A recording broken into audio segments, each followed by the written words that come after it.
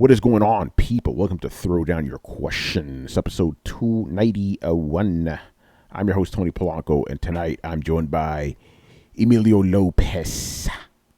Sup, people? How's it going? Chris Seeley.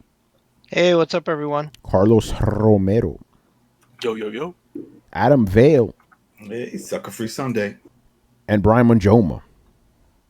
Man, if you guys were here for like the post show of like last episodes, like it got insane. Yeah, it was we crazy. talked about what? We talked about like the most random crap ever.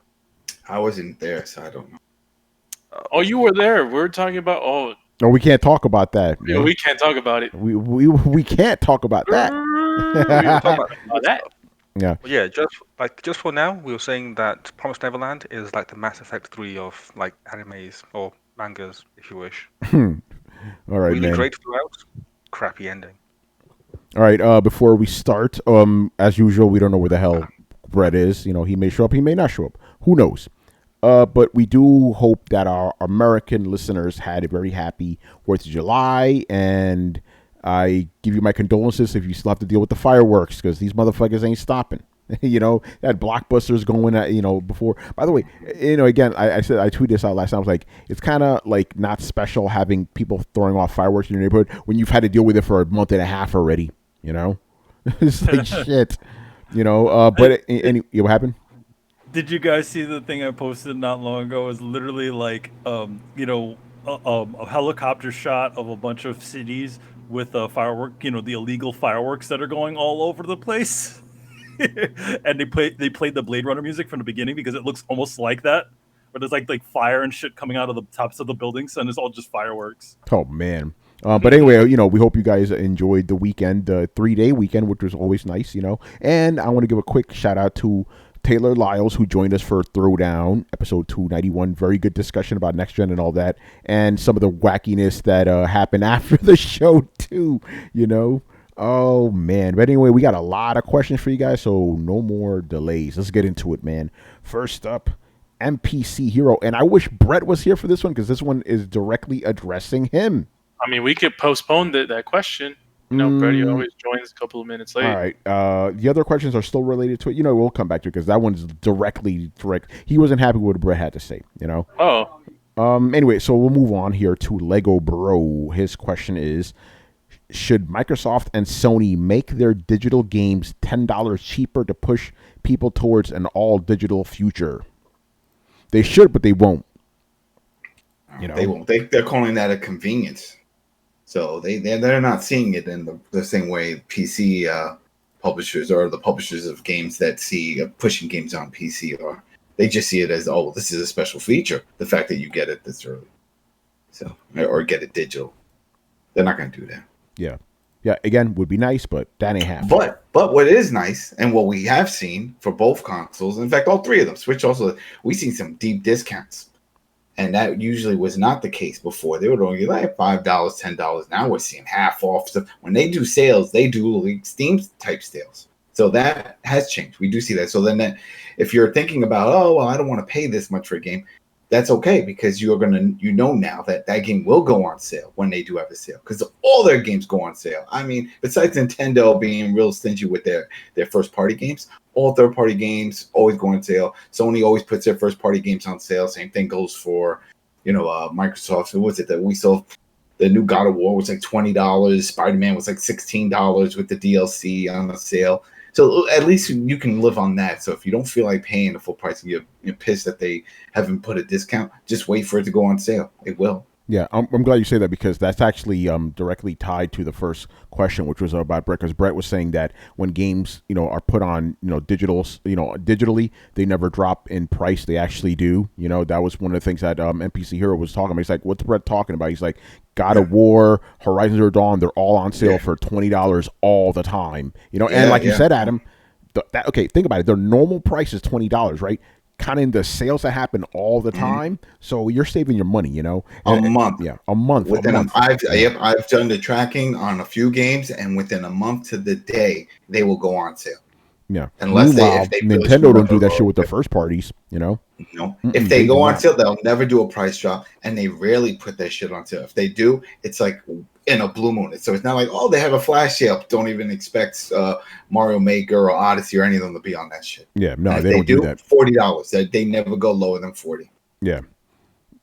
All right, so yeah, again, to answer this question, but it's kind of funny. We're already touching the first question because that was his main beef with Brett. And we'll have Brett talk about it when he gets here. He didn't like the fact that Brett was saying that digital prices never go down when they actually do go down. They do. And I will. Didn't- And you know what? I'm going to say it now just to take responsibility since I'm the host of the show. I will take a responsibility for not correcting Brett because I don't want to be one of those podcasts that spreads bullshit. There's too many But wait podcasts a out there minute, that spread false information. But wait a minute. Didn't I say that to Brett? I said it literally on Yeah. the show. I'm But like, Brett there probably are just huge talked changes. over you, man. No, I literally said, I was like literally, and he's like, oh well, he just sort of threw it aside. But yeah, I literally said that on the show. Yeah. Well, anyway, he was. I guess the reader didn't hear it because he was mad at Brett for saying that shit. And again, I'm glad you did say that because again, I have to coordinate all this shit. So I don't want to hear some of Brett's bullshit.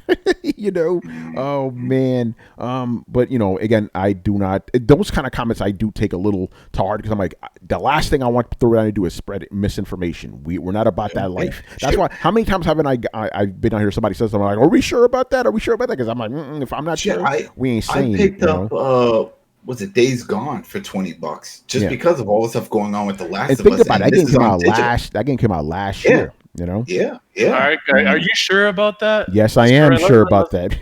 Yes, I am. I'm 100% sure about that. Don't quote me on the month it came out. I totally forgot about that, but it did come out last year, and I reviewed it, which is pretty crazy.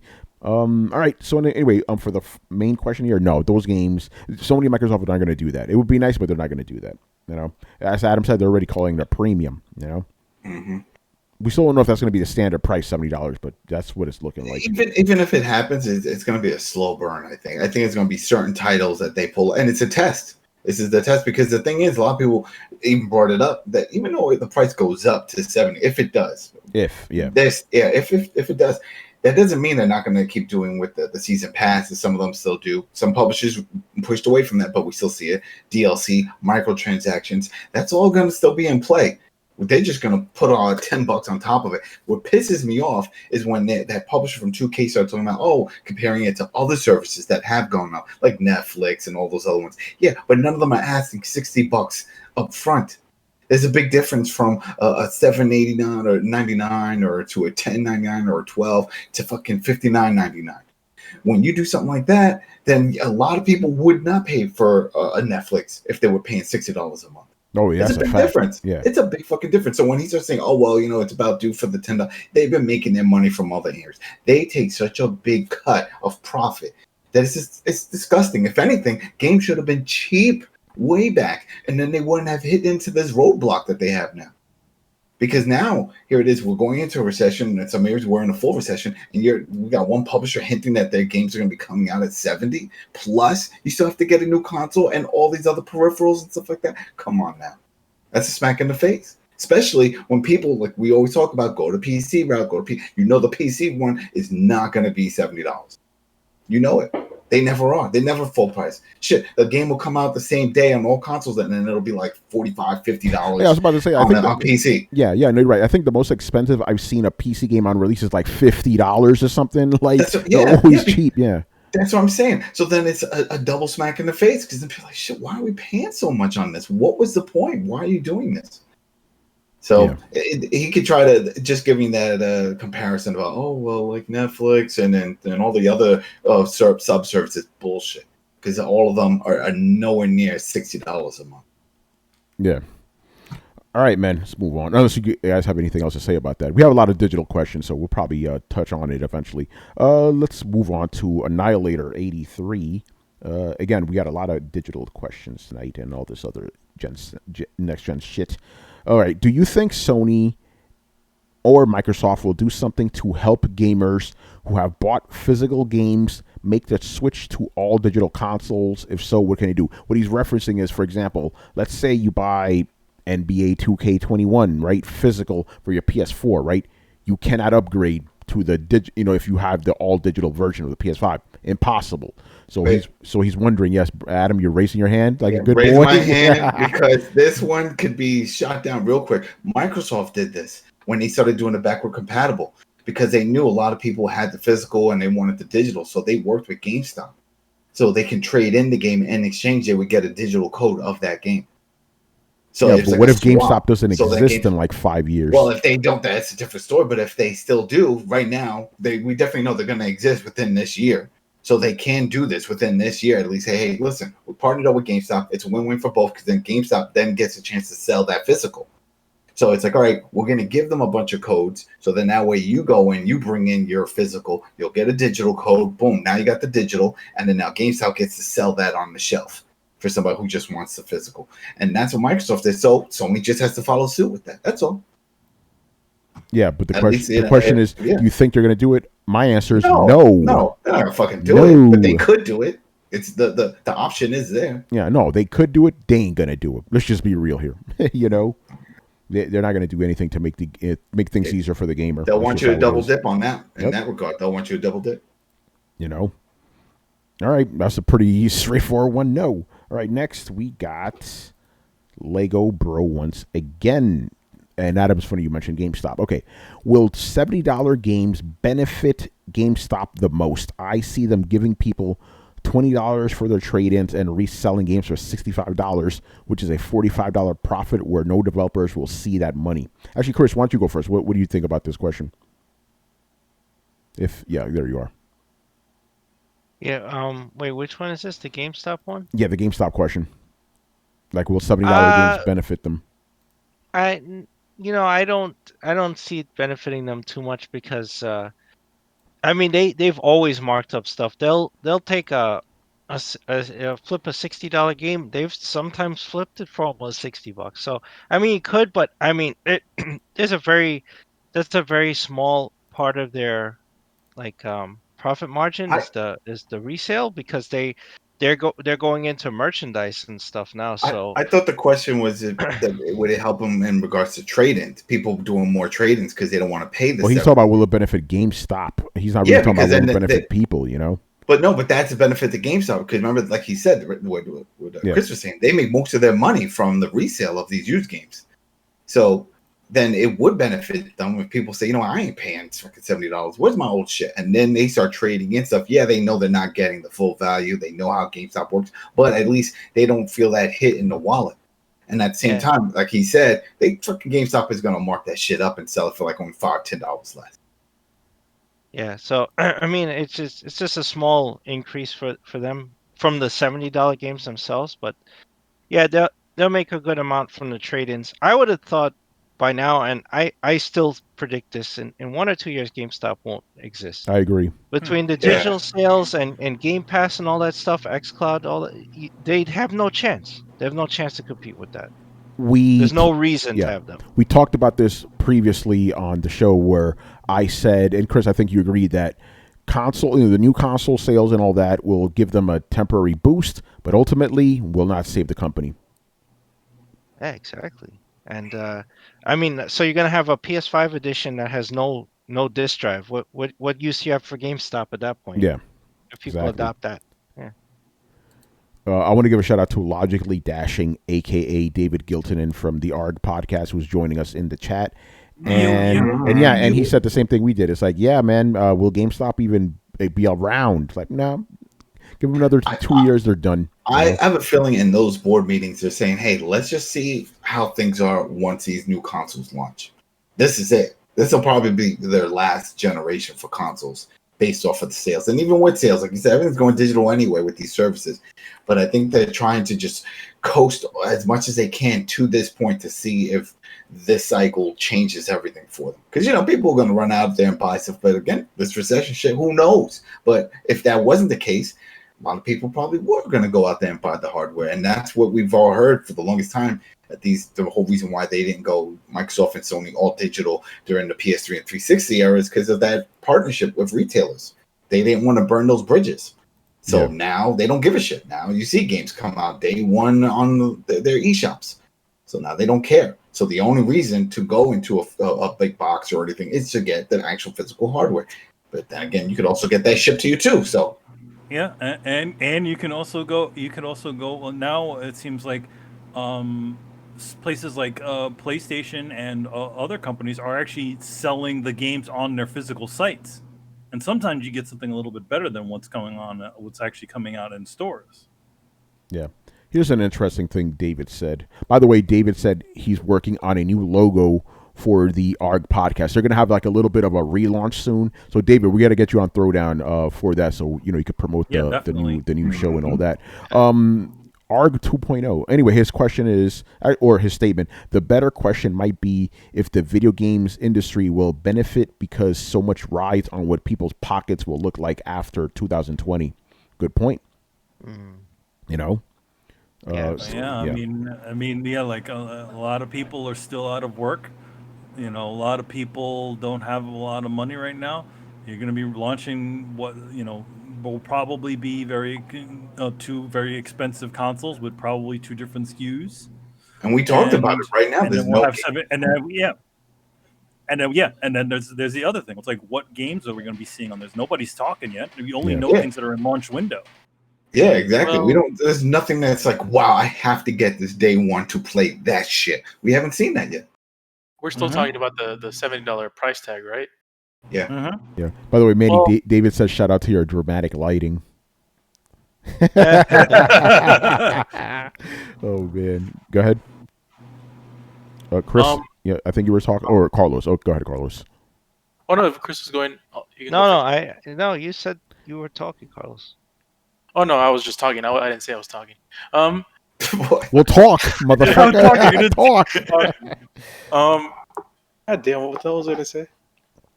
Talking about. Yeah. Yeah, The go ahead. Yeah. $70. Like, yeah, I guess, like the economics of people, like how they're like everyone's doing is really important, but I don't think it's a factor when it comes to how these companies are going to price their games. No. Because eventually the precedent has to come sometime, and that precedent, a lot of people have been talking about it. It's been too late. Like, I mean, it should have been done a while ago. Like $70 games possibly could have been done previously, and if people are, my thing is, if people are struggling, with not having jobs and with the economy going down and shit. So I don't think they even have. I don't think if they're struggling for a $60 game, then if they're struggling for a $70 game, then I think it's just the same for a $60 game. Those $10, I don't think is the be all and end all. Does that make sense? I think what's going to happen is, so far, what we've only seen 2K announce that this is confirmed that they have this game, and it's probably going to be a test. Maybe it won't be all their games. Maybe this is just a test to see. It's a popular game. A lot of people like basketball. They don't really have competition in that market because of the whole NBA Live situation. So it's almost a monopoly for basketball games on these consoles. So they can get away with it.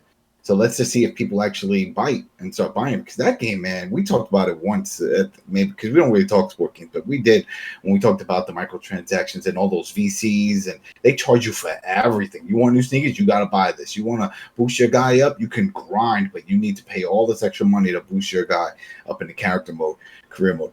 They charge so much. So there's a lot of nickel and diming in that game.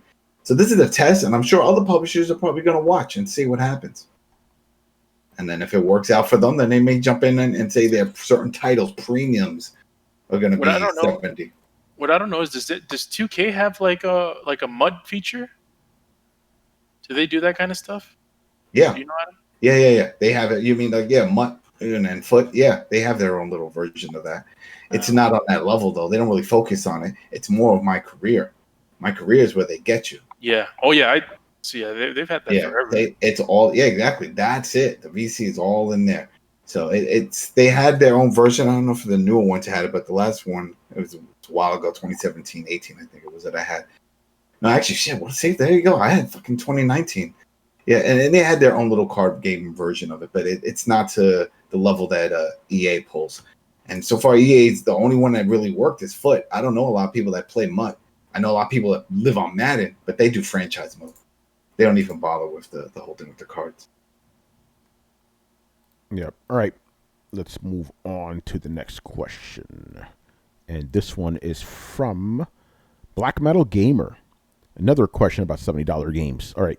If games really do end up costing $70 next generation, will gamers wait on digital sales versus purchasing day one? And will they possibly move to subscriptions like Xbox Game Pass and PlayStation Now? Adam, you already touched on this. Like, people may just wait. Like, if fuck it, I'll wait for that shit to go on sale. That's the case. But I think the more, yeah, go ahead. Just to link this, because I wanted to look it up before I answered and jumped in on these, because when we're talking about $70, and I remember this, and some people didn't. We talked about this in the after show. Neo Geo, when it launched, their games were over $100. Yeah. And this was in the fucking 80s. No, 90s. Was it early 90s though? It was like mid. It was like mid 90s. I just remember in '89 getting a Game Boy and walking past a Neo Geo in a glass case and seeing like a $200 price for. I don't think the Neo Geo came out in the late '80s, man. That's definitely a '90s con. But either way, yeah, when I'm looking now, I looked up online. It said the average price was $100 to $300 per cartridge for Neo Geo. Now you were getting the arcade version, but still, that was back then. The games were always super expensive for all these fucking consoles. Well, think about it like this. Think about this, right? Even because Neo Geo, let's just be honest, that's just an outlier. That's not the regular, right? What about? Okay, but there were plenty of Super Nintendo games that cost $70. So the majority of fucking Nintendo 64 games cost a lot of money, you know. So I said this before, like we're basically going back. If this turns out to be, next gen pricing, because we don't know yet, we're effectively going back to the old pricing. But if you really think about it, adjusted for money and all that, games actually cost way more than they do now.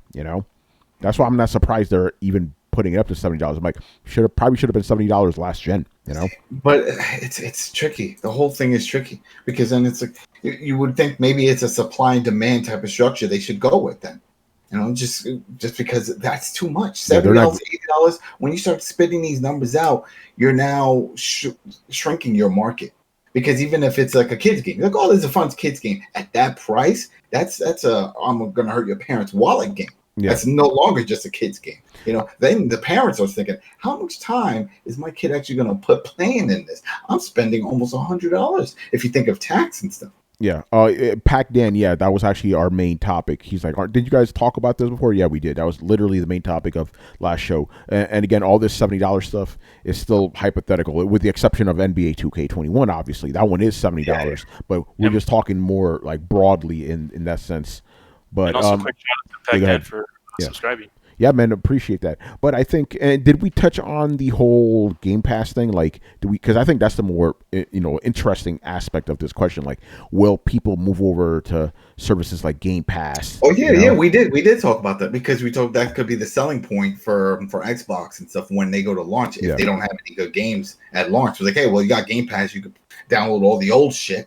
And then you can play that. I do want to add that I don't think PlayStation Now is going to benefit too much because let's just be honest, the majority of PlayStation Now games, right, are either PS3 games or older PlayStation 4 games. You're not getting games day one. It's just if it's streaming. Yeah. If you're an Xbox only console owner or an Xbox majority console player, it seems ludicrous to not have Game Pass, in my opinion. I agree. Because that value that you get by subscribing to Game Pass is so immense. You get every game at launch. All the major first-party titles. You get all of those at launch. All the Gears, all the Halos, all the Forzas, all of those. You get those day all the Cupheads.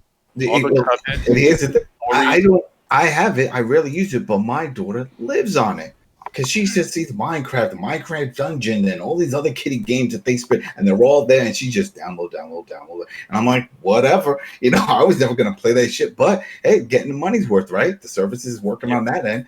Because I'm not buying all that shit. Yeah, no, I agree with you. Like, I don't know if I have Game Pass or have it. I honestly don't know. I don't touch this shit because I'm not a Xbox player. But, like Carlos said, if you're a primary Xbox dude, Xbox Game Pass is for you, man. There's no reason not to subscribe to that shit, Yeah.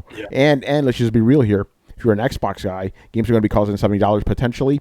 Xbox Game Pass is going to save you a ton of fucking money. That's going to shine in people's faces if this does happen. I mean, again, I think it's going to be a slow thing. I don't think. It's going to be like again, pricing everywhere. Yeah, no. It's going to be my favorite analogy: the frog being boiled alive. Right? For you guys who don't know, if you toss a frog into a boiling pot of water, motherfucker's going to jump out. It's too hot, right? But if you, by the way, forgive the fucking bombs going off in my background. But if you put a frog in regular temperature water and you start slowly raising temperature, frog's not going to know shit. He's fucking cold-blooded, right? It's going to be like that, slowly but surely. If this happens, game prices will start going up and up and up and up and up. In a way, though, think about it. They already have, right, with DLCs and game passes and all this other shit. Like, they don't tell you about that, right? It's like, hey, buy this game, special editions, collector's digital, all this other shit, And let's just be real here. People don't complain about those, do they? Because it's an option. But you're right. But it is optional, But at the same time, if every game is $70. Then you have no option. Then you'll be like, fuck it. But then you see 2K confirm that there are going to be other tier versions. So it's not like the last gen version. They're still going to do it. They still got the Kobe Bryant Legendary Edition, and then there's going to be a mid tier. And I think the Kobe one is over $100-something. Yeah. So they're still going to do that even with the 70. So even with the $10 jump, they're still going to have those other tiers to still try to pull as much as they can out of you. Yeah. Oh, they're going to get you, man. That's for sure. All right, let me see what David had to say here. It might not be gaming is already a luxury as is. This just makes that fact more obvious to people who have second guessed the price hike. That's why games as a service is going to be more prominent going forward. Yeah, it's ridiculous. I still think most gamers they'll complain, but they're still going to buy the games at $70. You know, it's funny though. Also, that I was thinking about, especially with 2K and this NBA one. The NBA season shot this year. The whole point of getting these 4 games year after year is because you get the roster updates, you get to relive a lot of stuff going on in the season, you get the season to season thing. That's done. So when we get this, we're hoping for next season. I don't know. I just don't think it's a good time. I don't think people give a shit. I think they'll just be like, I'm just going to stick with last year's. Because if you're really into the league, you'll follow all the stats stuff. You'll realize like this isn't a good value for me, because nothing's changed. Nothing's really going to change. There's trades and stuff we see happening and things, but the season's done. All this shit everything's screwed up right now. Yeah. Thank you, Rona. Well, all right. So this is the point where Tony says that we need to correct some shit. Okay. What do we need to correct? So Adam, technically the season is still not lost because they have plans to resume it at the end. Yeah, they have plans. So they all do. MLS is starting next week. Yeah, they have plans, but it's a condensed season. It's not the same effect. You can't go based off of the stats just on a short window when it's 82, 86 games the NBA plays. What's it? No, but the most important thing for the 2K game is the rosters. It's the rosters where it's like, okay, we have a draft. We got the new players. We got free agency. They went to the new teams, different teams. Some people retired. Some people didn't. People care about what's on the rosters and on the new teams. Oh, LeBron James just went to the Lakers. Oh, I want to play him on the Lakers. That's a selling point. Yeah, that's the selling point. So I don't think that's going to happen this year. As long as we get the game post the post season whenever the season resumes, then I think they should be fine. But if it gets canceled for coronavirus gets crazier and shit, then that might be an issue. But we'll see about that. We will see about that. By the way, I want to give a shout out to Big Daddy X for throwing all those bits at us, man. Appreciate it. 45 bitties. Yeah, man. 45 bits, 100 bits right now. Shout out to you, brother. All right, man. Nothing more for us to say about that. So let's move on to the next one. From who is this person? Eurocard 9. What kind of name is that, man? Craigslist or that.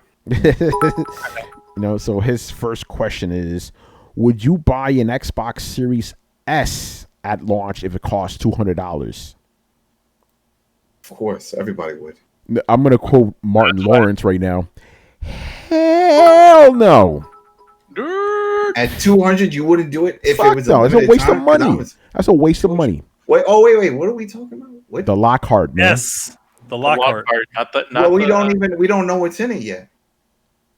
So Yeah, I but don't no. know. I No, guess we can only go with the speculated I specs. thought Yeah. you were saying like the main one, the Yeah. Series X. No, Oh no! the- By the way, see, by the way, by the even if it way- was the X, I wouldn't buy it either. Waste of money. Well, you don't play the Xbox, so yeah. It would be You know what? And Brian, this is both of our answers. You know why?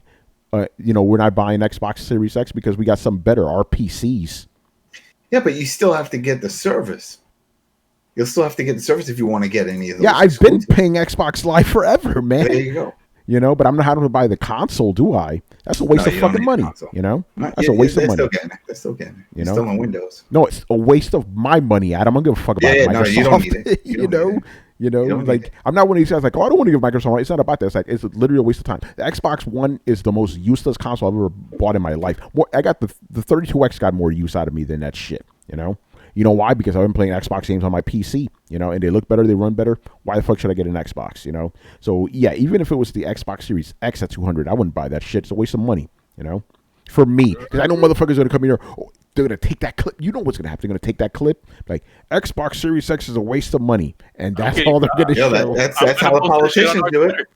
That's how politicians do it when they do their little campaign commercials. Yeah, they're gonna cut out Take the it part. out of context. Yeah, they're Take gonna it out of context. they're gonna clip out the part that said "for me." They're gonna clip that part That's out. it. No.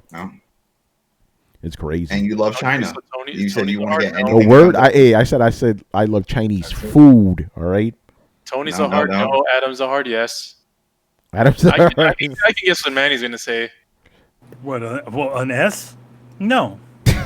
Yeah, that's exactly what I was thinking. I mean, here's the thing. Like, at this point in time, again, I always say this. As of now, and goes for PlayStation, none of these consoles have done anything to say to me at this point in time that I need to get them at day one. So, Yeah, none of them has done it. So I agree. So I'm like, okay, sure. It's like show it. Yeah, show me something. Oh shit! A wild bread appears. Brett, I have a question for you. Can you hear me? Maybe he could hear us. No, he can't. He's still fidgeting with his stuff. What's up, guys? Hey, Brett. Hey, Brett. Brett, you joined at the perfect time. I have a question for you. Oh, yeah, okay. Sure, what's up?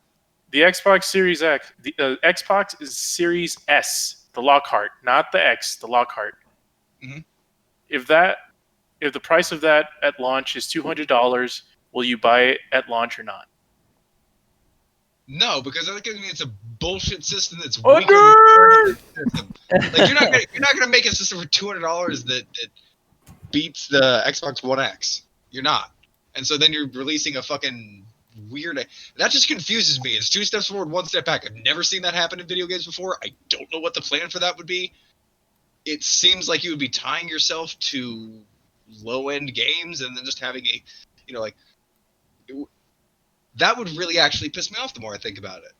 Because that would be Microsoft making a bid for the casual gamer. And I am fucking sick of everybody reaching for the casual gamer. And then their answer would be like, oh, but we have the more expensive system. We have a nice little pasture over here if you're one of those people that actually, likes visuals and likes games. And again, you're going to limit the types of games you're able to play. And they're just shinier over here. You can go into the shiny version. Aren't you happy about that?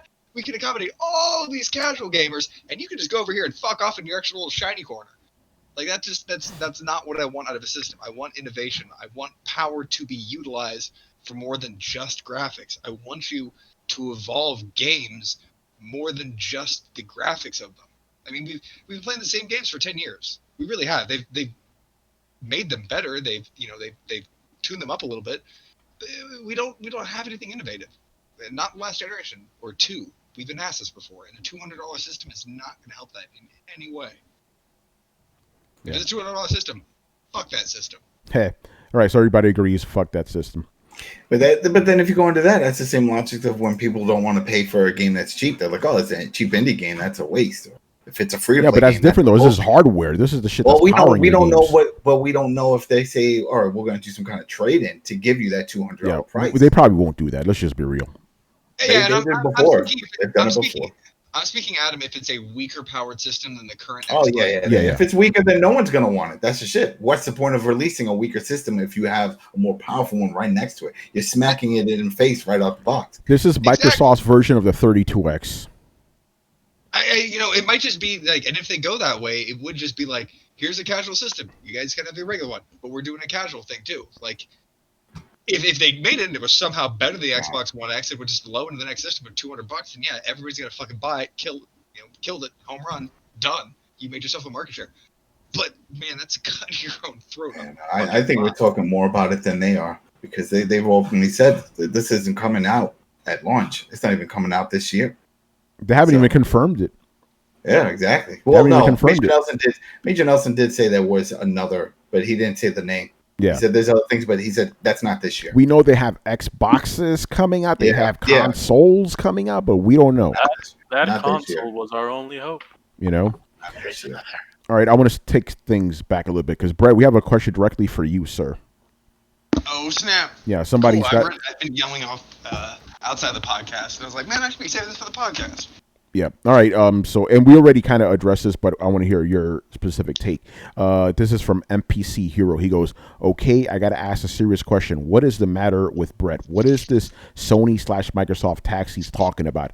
I looked up all the Sony first-party games, and most of them, with the exception of Death Stranding, are regularly priced at $20 on the digital store as well as retails. Meanwhile, the Nintendo Switch first-party games are still $60. How is it that Horizon Complete Edition is $20, but Zelda is $60? I love the show, but I hate it when people talk like they know the facts but don't." Okay, first of all, Nintendo tax is worse. Never said it wasn't. Second of all, maybe my information is old. My information comes from going personally to fucking GameStop and getting it there because it was cheaper to buy a physical edition there than it was a digital edition. I've had that happen to me several times. Maybe I'm in the alone on this. Maybe it is anecdotal, but I have had this happen. Fuck, when I tried to get Divinity, I had to go up because it was cheaper at GameStop. Nothing should be cheaper at GameStop. Nothing. Yeah, I think he means that. I think he thought that you said that digital prices never go down, which they do. Again, most first-party PlayStation games. They don't. No, they go but, down. But they don't. But don't go. But you're right. They don't go down to the level of used games at GameStop. They do not go down to $5 unless they're on sale. And that's the other thing. Games are on sale so regularly now. You're gonna eventually get a Maniac. Just give me a second. I'll get to you, man. I'll get to you. But Brett, on a regular, they're about $20, $15, $20 on the regular, you know. But you are correct that at GameStop they do sell them a lot cheaper in the bargain bin, you know. So remember on the show, and I guess everybody had bird memory on this. I said that the why this happens is because they're trying to clear the shelves. Yes. Yeah. So they're never going to drop any lower. They're never going to drop any low. The digital prices are not going to drop any lower than the bargain bin at a Walmart or a GameStop, because GameStop just wants to get rid of this fucking shit because it's been sitting on the shelves for months. Same thing with any other store. Yeah, and digital is unlimited. Yeah, it's unlimited. Digital doesn't need to sit on the shelf. There's no shelf. Okay, let's look at it this way. Let's compare the price of Steam games to the same game on PlayStation Network. Yeah. Oh, yeah. You already know which one's going to be cheaper. Yeah. Yeah, that's like a losing battle. And that's my point. Yeah. If you can sell it physically for cheaper and you can sell it digitally on another platform for cheaper, you can sell it for cheaper on your own platform. You just choose not to. Brett, I would say go as far as comparing Amazon to the prices on the PlayStation Store. Because at least with Amazon, they don't have to deal with getting rid of shelf spaces, since they own like half the world. So why is it that Amazon games are PlayStation physical games through Amazon are cheaper than digital games through the store? That's something that I want answered. Yeah, and makes no sense. That's a great example. Like there are situations where step back. There are situations where it's obvious that they could take that loss or they could take that hit. They just choose not to, and that's fine. That's their choice. But when I talk about there is a PlayStation tax and there's a Microsoft tax, it's a smaller one than Nintendo. Don't get me wrong, but it's fucking there because they could afford to sell the game as cheap as their competitors. They just choose not to because they've got you locked into a closed system. Yeah, it is what it is, man. I'm just recognizing what it is. I'm not saying one thing or the other. Sometimes it frustrates me. Sometimes I don't give a shit. But it's there. It exists. Yeah. All right. I think you explained yourself pretty well. All right. Moving on here, we got another question for Mr. Eurocar9. This one is about Horizon Zero Dawn on PC. All right. It's funny. The question's addressed to Brian, but I guess it could be for all of us. Brian, are you gonna wait and play Horizon Zero Dawn on PC now? That's the first part of the question. But it depends if I like the game or not. Because as always, it always depends if I like the game. But this is one of the rare cases where it's the game I got first on PlayStation, and whether or not it makes sense to get it on PC, it all depends on whether or not I like and enjoy the game. So it's a wait and see. Yes. So again, I can't answer the question because I haven't played the game to warrant if I like it. If I do like it, then yeah, I'll get it on PC, get the good frame rates, enjoy it. But again, it'll probably be next year or something because I don't buy games day one. It makes no sense. But if I don't like the game, then no. Carlos, you're about to say something to Brian? So you want to test it? You want to test out the version you already have before you commit to another one? Yeah, because why would I buy the game twice if I don't enjoy it? Okay. He's got I you mean, there. it's like most games. If I enjoy the game, I'll buy it again. Oh, man, Like I was with just The curious. Witcher. I was trying to convince him. No. Again, it's like with most games. If I enjoy the game, I'll buy it again. You know, I'm tempted by Wonderful 101 again because I'm just enjoying it. You know, Go, man. that's generally how I work. If I like the game, I'll buy it. Again, like with Tony and Streets of Rage 4, he bought it on all platforms because he enjoys it, right, Tony? Yep, damn good game. I did the same thing for Sonic Mania. Bought it on everything, you know. I did for that and Streets of Rage 4. I did for all three of those. But I love how you didn't hear what Brian just said. Oh, man. Let me throw down a question real quick. Yes, Tony. Yes. Is Streets of Rage 4 a contender for Game of the Year for you? I want it to be, but I can't under my own rules. Understand? Curious. Yeah. I would like it to be, but I can't not for my own rules because it is still technically an indie game, you know. But you already know what my real game of the year is though. Final Fantasy VII, man. You know, that's not a contest, bro. All right. Oh, and then the second. Speaking of contest, we might. Yeah, Ghost of Tsushima, baby. We'll talk more about that in a bit. Anyway, the second part of the question is, what are the crew's thoughts on the PC port? I'm a little conflicted. I'm probably going to play it for work. You know, let's just be real here. Me working for PC Mag and all that. But I'm probably just going to play enough just to get, my review done. And this is the reason why. I already got the platinum in this game. I'm done. You know what I'm saying? The game's great. Don't get me wrong. But it's like, there's other shit out there. I already got the platinum. I don't need to be replaying this again. But I am happy the game's coming out to PC. So, because... yeah, I could say this, guys. I've been playing Death Stranding. I can at least say that the graphics look fucking crazy on PC. I want to see Decima. Oh, yeah? I want to see Decima Engine. That's literally all I can say about the game. The graphics look crazy on the PC. But also I want to see Decima Engine do more of its stuff on PC. So yeah, I'm happy for it, man. I'm not one of these fucking ponies out there that are all mad. I'm like, no, fuck, bring that shit to PC. Let's go. The game's already like 3 years old anyway. Fuck you care, You already bought this shit. It's not like Sony's gonna come to your house and take your copy away, Yo, man, they're going to come to your house. This is my copy, motherfucker. Just a quick look Yeah, go ahead. on the game. So it's going to have ultra wide support, unlocked frame rate, dynamic foliage, improved reflections, and graphic customization. And it's coming out August 7th. So it's pretty much like Horizon on the PS4 Pro, but better. I am tempted, and because Brett's here, I know that he'll bite. Should I or should I not? I don't think Brett will buy it. Brett's not gonna play it anyway. Oh no, it's something else. Oh, look at that! It's a modern game that supports ultra wide, unlike Fallout 76. What? Oh, I just say the facts. Brian, damn, son. These nuts. Hey Brian, can you See, I knew he was going to bite. I really Brett, would I love love you to so play an online open world multiplayer survival game that isn't glitchy and doesn't have enemies teleporting around and actually works all around better than Fallout 76. So obviously you have one for me. Could you recommend that so I could go to Steam and play it? I don't play those games, so I don't know. I'm just commenting on Fallout 76's lack of ultra-wide support on modern-day PCs when every other game can do that, which is weird. Yeah. Again, Okay. I've Just learned what with the facts. survival games, there's a bunch going on under the hood that apparently is incredibly difficult to optimize. And what does that have to do with ultra wide? It has to do with ultra wide because, how do I explain it? Part of the problem, from what I understand, is that they are trying to render items in the game within a player's field of view.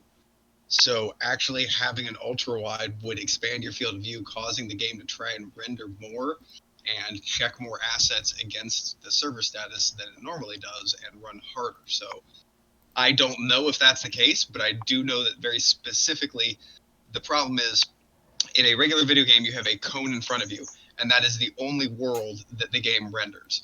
When you're in a game like Fallout 76 or Ark or Space Engineers or any of those other multiplayer games, not only does it have to render the entire world around you, even though you're not looking at it, it then has to take account what's in your field of view, what you can find, what resources are there, check that against the server, and then ping that back to your system.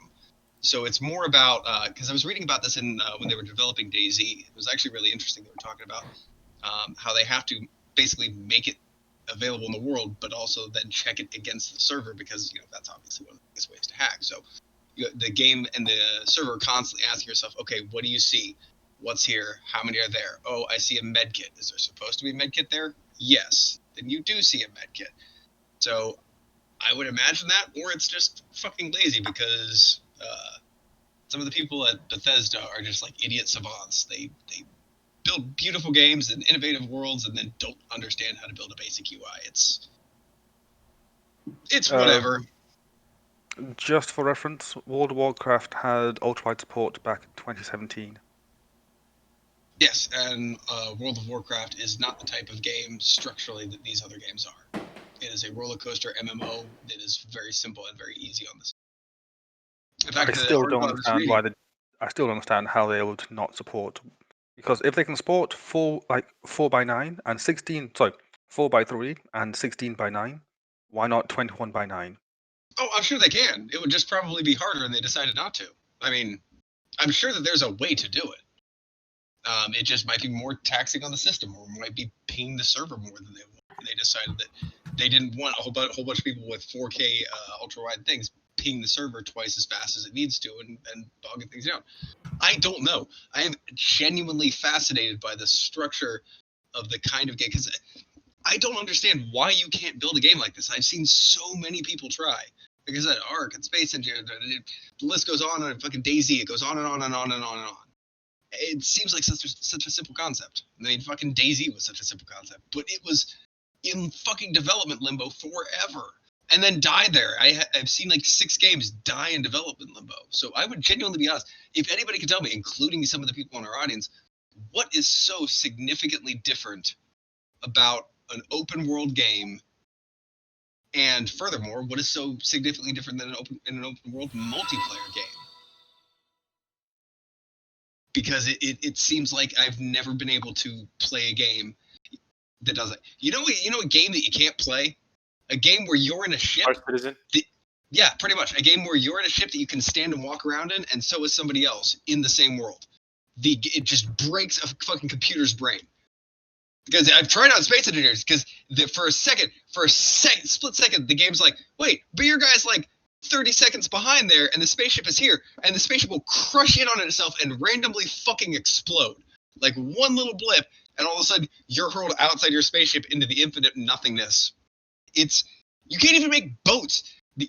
People have a huge problem making boats that you can navigate on and walk on.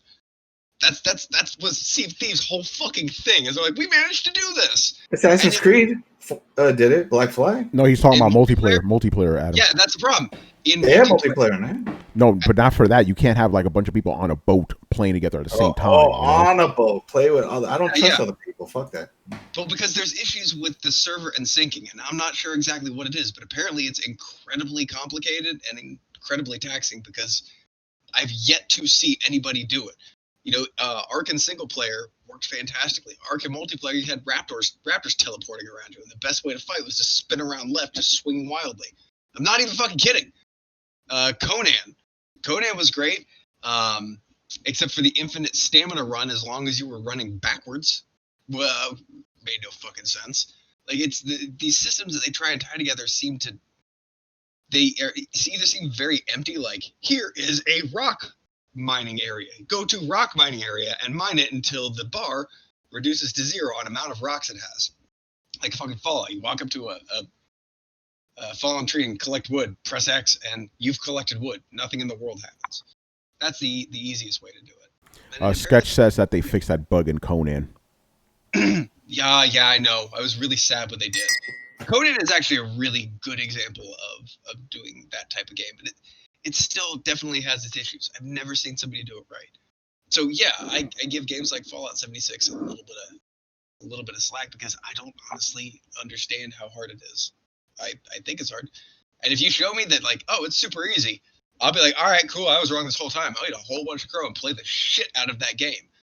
But that's why Star Citizen's never coming out, because they can't figure that shit out. Nobody has. The first person to be able to figure out a game engine that can sync multiple real-time things together and, like, moving objects, that would be it's going to be fucking amazing. Like GTA? GTA comes pretty fucking close. And it succeeds, but it's very limited in the way that it tries. Does that make sense? Like, you can have somebody in your, like, flying helicopter or on your yacht, but there's not, like, high-speed navigation fights and that kind of thing. And in your car, yes, but again, that's also easy to program. Is, you press Y and you take control of the car becomes the entity. You're not moving inside the car while driving the car. Yeah, right. But I mean, yeah. Last thing, because we got more questions tonight, man. I guess it just depends, because, like, like, for example, Sea of Thieves, like, it's not like you're doing anything out of the ordinary. Like, you're just going into the ship, maybe getting rid of water, shooting cannons. Yeah, it's very shallow. Yeah, that's what I'm saying. The only people I've seen succeed at this is a very shallow attempt at doing it. Anybody who's tried to, Space Invaders is probably the most ambitious project. A game where you could almost Lego Minecraft weld together working engine systems and then build a ship that you could fly around and destroy other people's ship, and it would break down. Like, you shot a missile, it would blow open a part of their ship, and whether or not that part was important depended on how they built their ship. And it was a fucking disaster. It was an amazing game and an amazing idea. They're like, oh man, I can actually find somebody's fuel tanks, target them, take out their fuel tanks, match speed with them, and then, like, jettison onto the ship, shoot the fuck out of them, and then steal everything. Like, yes, I can be a space pirate, finally.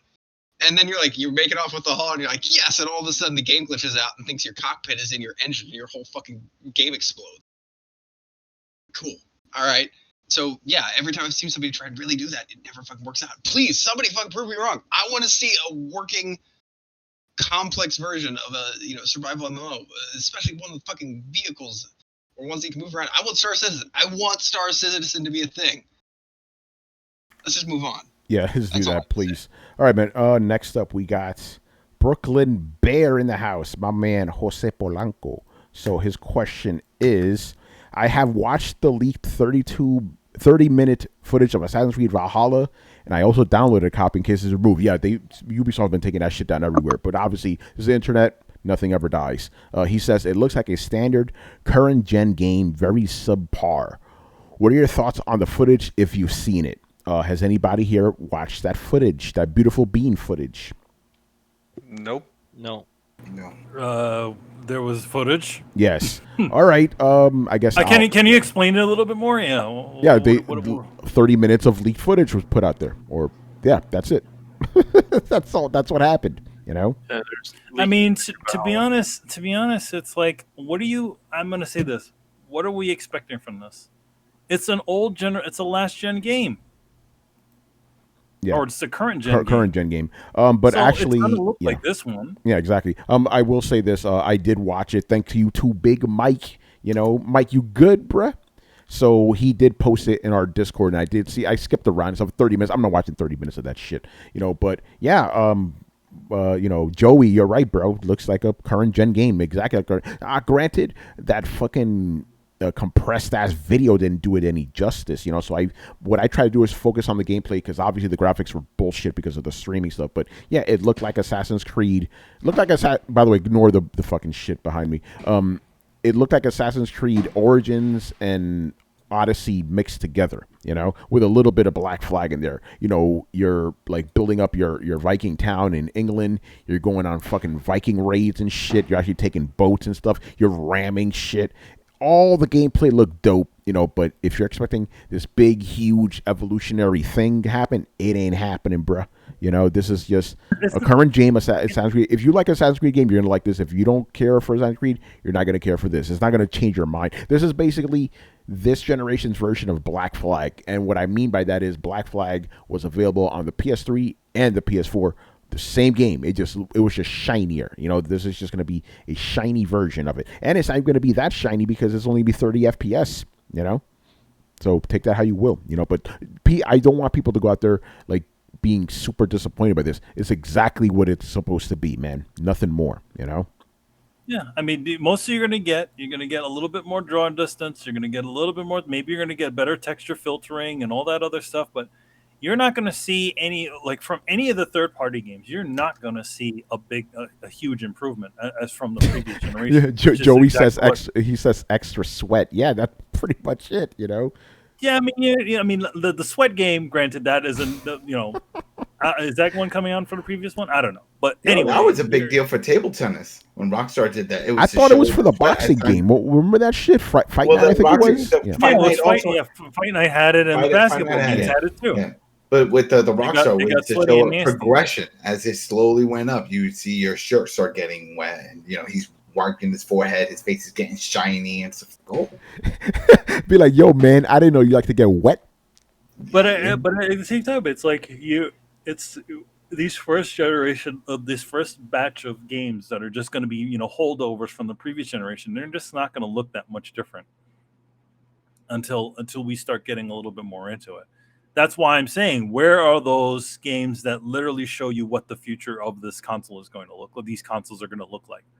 Maybe for Microsoft, maybe that's Halo. But what's that? Is that Miles Morales for Sony? What is it? I still find it sad that the only good representation of what next gen's going to have is a fucking tech demo. And you know, and let's be honest, games are going to look like that at the end of the generation. You know, that's what happened with the other Unreal. If you look at the previous Unreal Engine tech demos, the games look like that eventually. You know. But I mean, you got to think about development times. When did these guys start? You know, like they can't, like if you're already like 2 to 3 years into a game and you're using a pretty much new engine, what are you just going to like shine it up? Yeah. No, you're probably going to be. It's going to probably look very close to what it did on the last one. Yeah. Man, people don't pay attention to times and dates. They see something and they think that gotta come out tomorrow. That's just when I did my preview for Sessions. This is a skateboarding game. I did this whole thing explained in detail. It's like, there is a skate control scheme, this and this and that, but this will hold you off until whenever that skate game comes out, because at least 2 years out, people still in the comments were saying, but you know, Skate's coming out. Did you miss that? Did you not see they just announced? Did you not read my shit? 2 years. And that when they announced it, they said, hey, we just started agreeing on what we're going to do. We agreed we are going to make a Skate 4. That's next gen. That means we still have 2 years. They haven't even started programming that shit. They only just made the announcement. Yeah. And people are already thinking it's already there. Like they didn't even show a friggin' trailer. No, they don't have a trailer. They don't have anything. They just announced something was coming. But people, they don't. They just think, it's going to happen. They announced it. It has to drop tomorrow. This isn't Apple. It's not going to be like, go to the store now. It's there. No, this shit takes time. We've seen it time and time again. Hell, we've seen games get announced and never come out. Mm-hmm. That is true. The agent, man, what's up? We're still waiting for that agent. Yeah, we're deep down, you know. Man. All right, so if you're looking for Assassin's Creed Valhalla to blow your fucking mind with showing you what's coming next gen, you ain't getting that, buddy.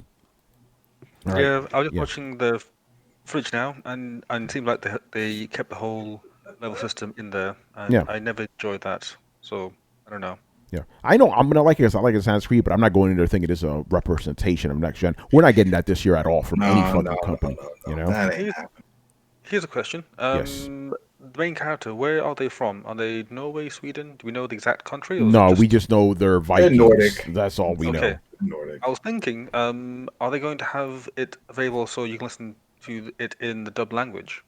Ooh, So, that'd like, be interesting. the They whole- usually do have Fergen. They usually do have the multiple languages, but you're right. They should be authentic. I doubt Yeah. it though.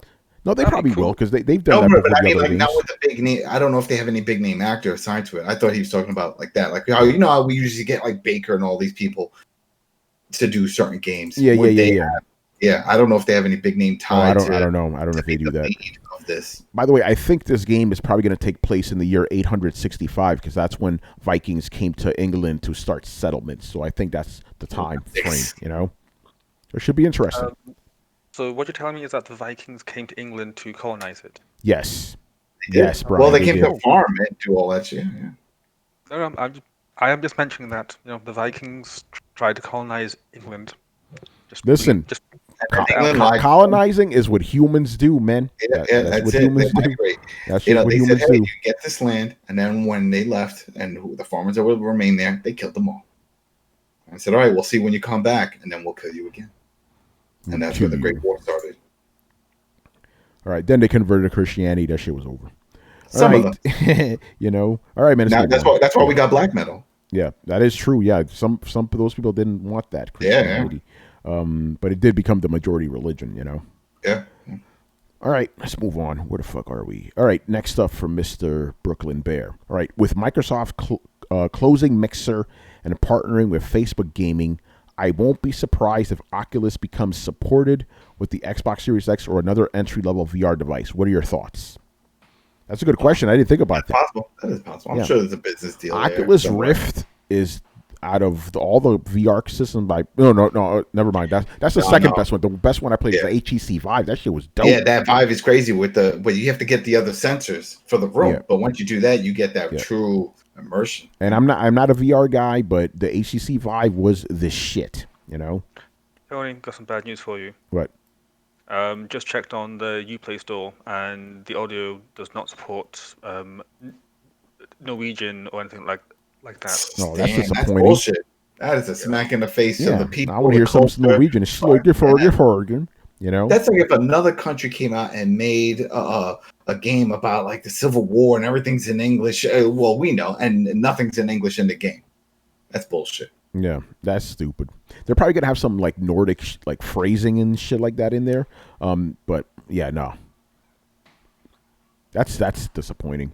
It would be interesting because think about it, at the moment, Mike, whatever happened to fucking HoloLens, man? It's like Microsoft just forgot about that. No, they did. No, it's in the private sector. They moved it out of the game. Oh, is that what happened? Like military or stuff. Yeah, okay. Military hospitals and stuff like that. And was it architects have it for blueprints and Visio files? So in other words, they just talked about something that wasn't even gonna be implemented in games.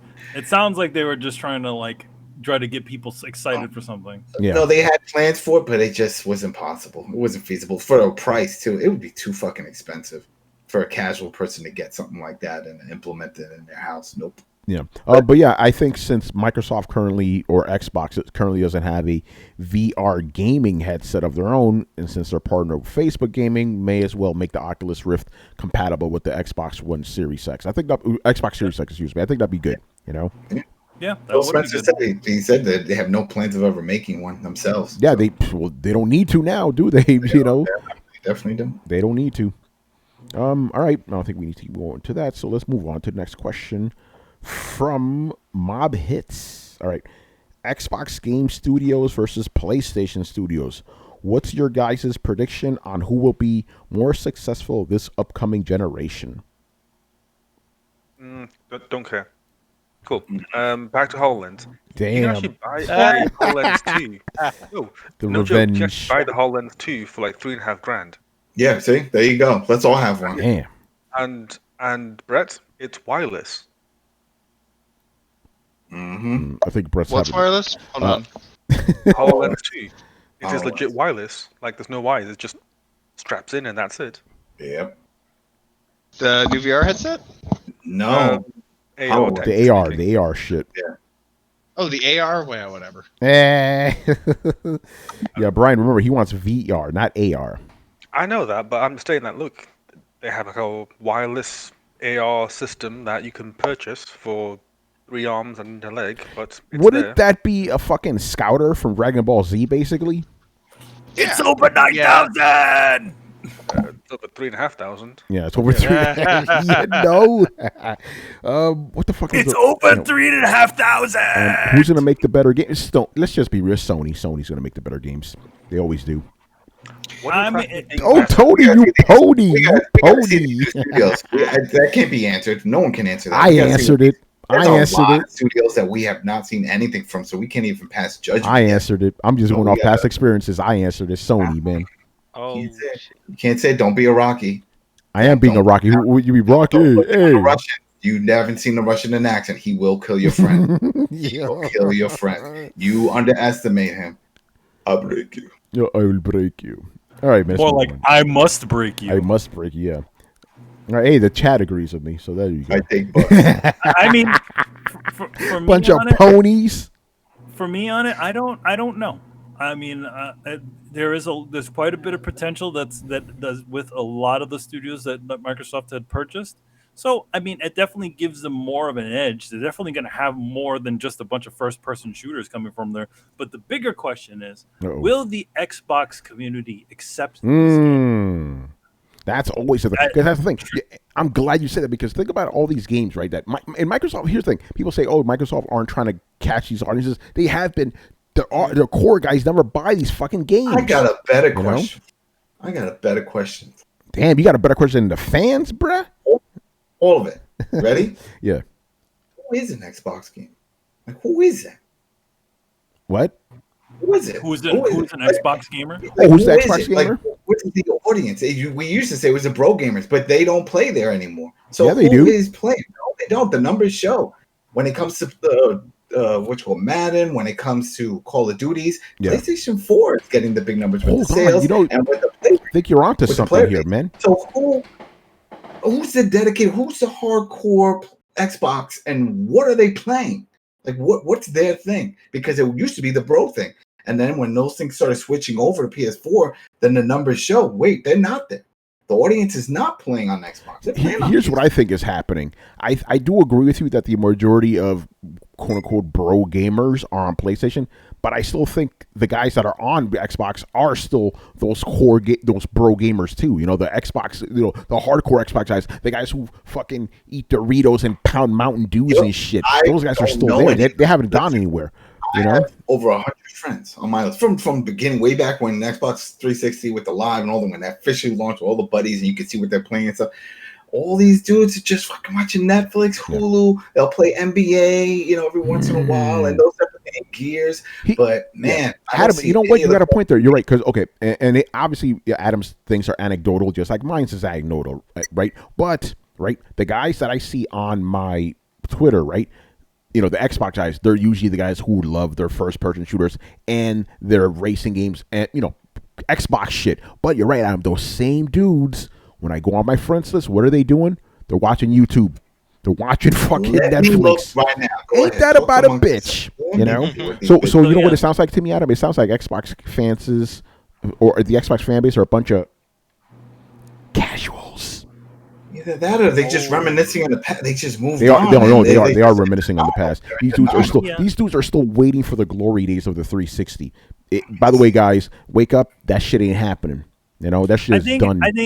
I think the thing about it is just like they're currently, it seems like Microsoft is wanting to also attract people that are not totally a part of the core, the original people that they were supposed to. Because look at the companies that they got their hands on. Let me I mean, see. Senua's Sacrifice, as much of a triumph that game is literally, officially their version of a Sony title. You know what I mean? Like, it's the same. It's a story-driven third-person sort of game. It's that sort of idea.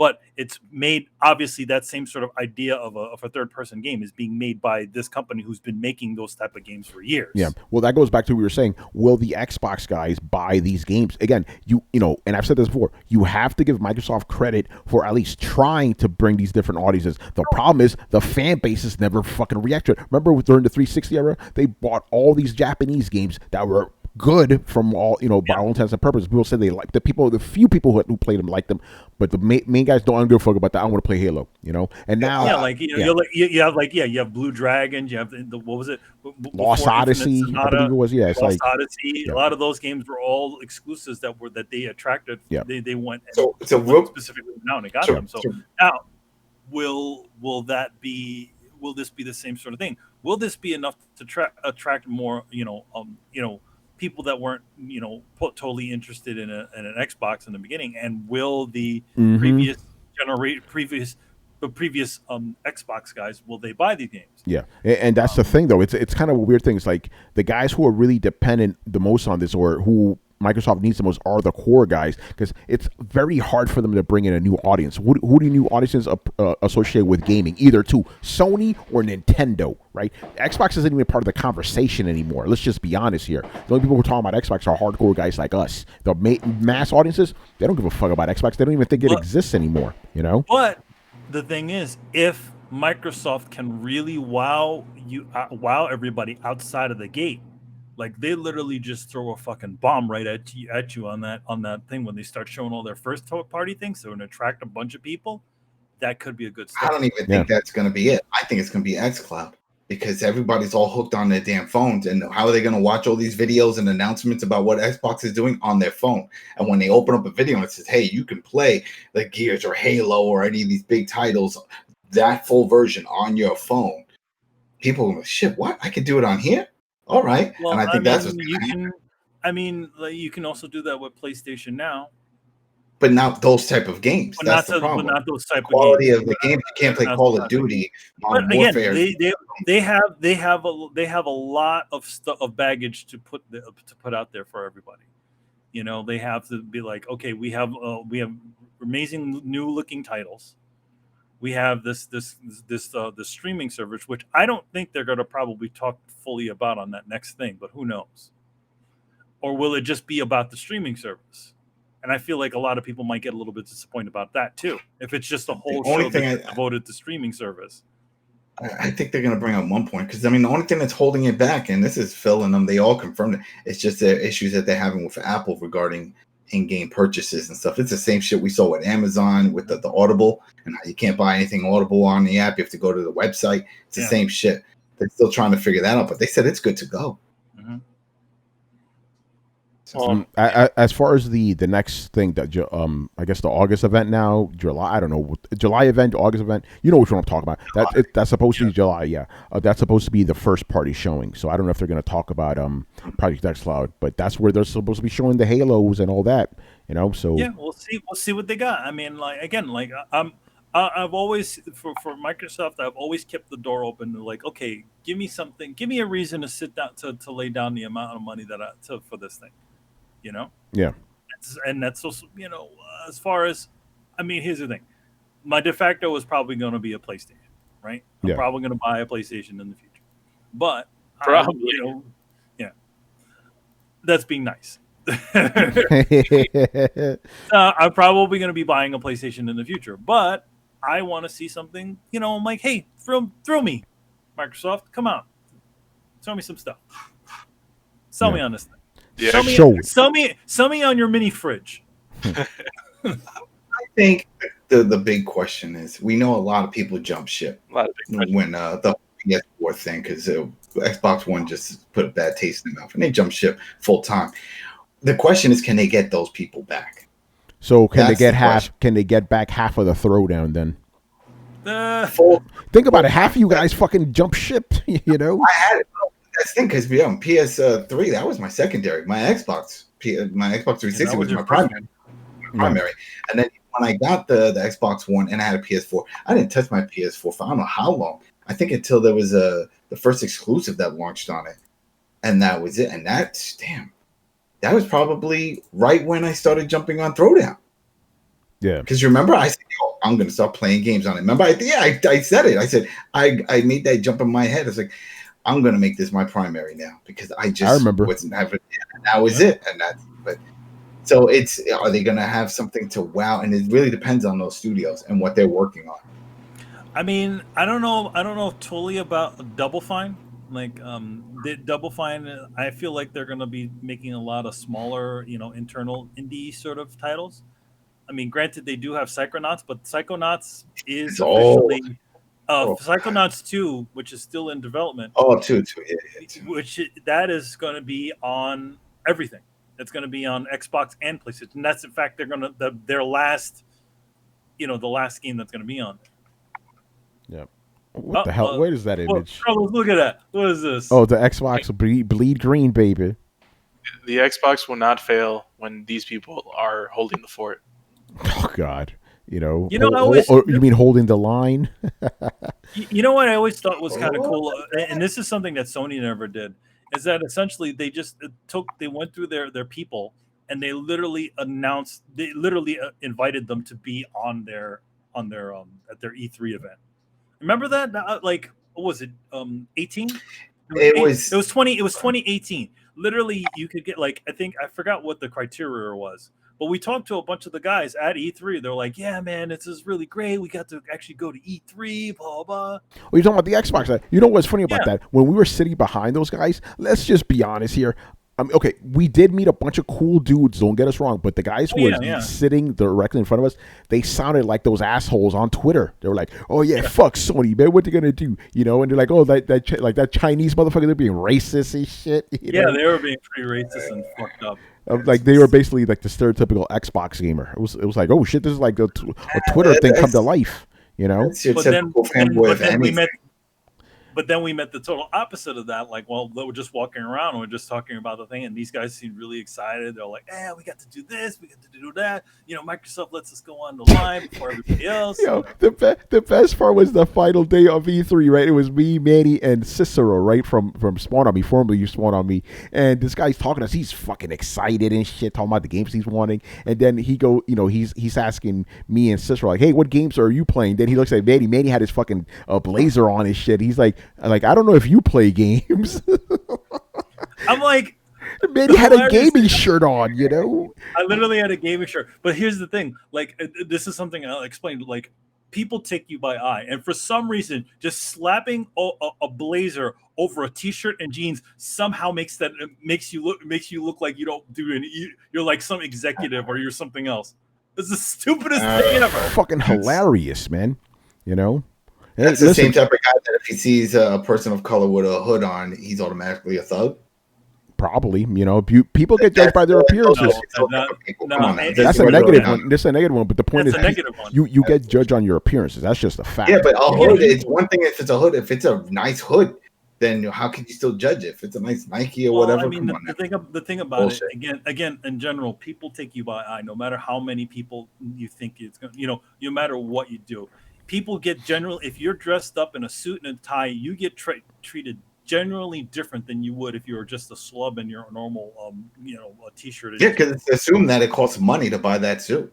Yeah, even though you probably bought it at Target. Yeah, literally a blazer, Yeah. Literally a blazer over a t-shirt and jeans, and apparently, it's true. So we already talked about it. I remember. When I first started in the industry, right, me and Manny and stuff, we were on SC Free and Play, same thing with Chris and Brian, I just dressed normal, like t-shirt, jeans, or whatever, right?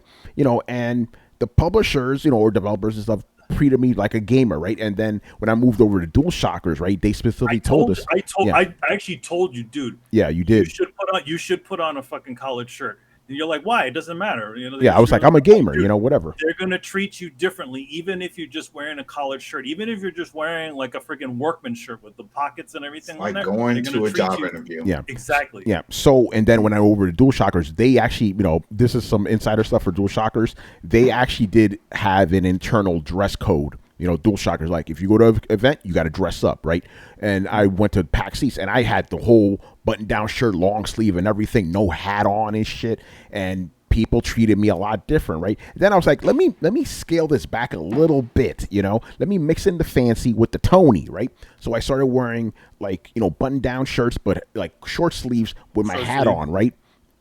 I still got the same amount of respect, but it was like, okay, but at the same time, they were like, I could be cool with this dude. I'm like, okay, I found the perfect mix because they were just super professional when I was just dressing like a button down shirt and even khakis and shit. Like, it was just so professional. But now the way I dress now, they're professional, but they also feel comfortable with me. You know what I'm saying? It's like, all right.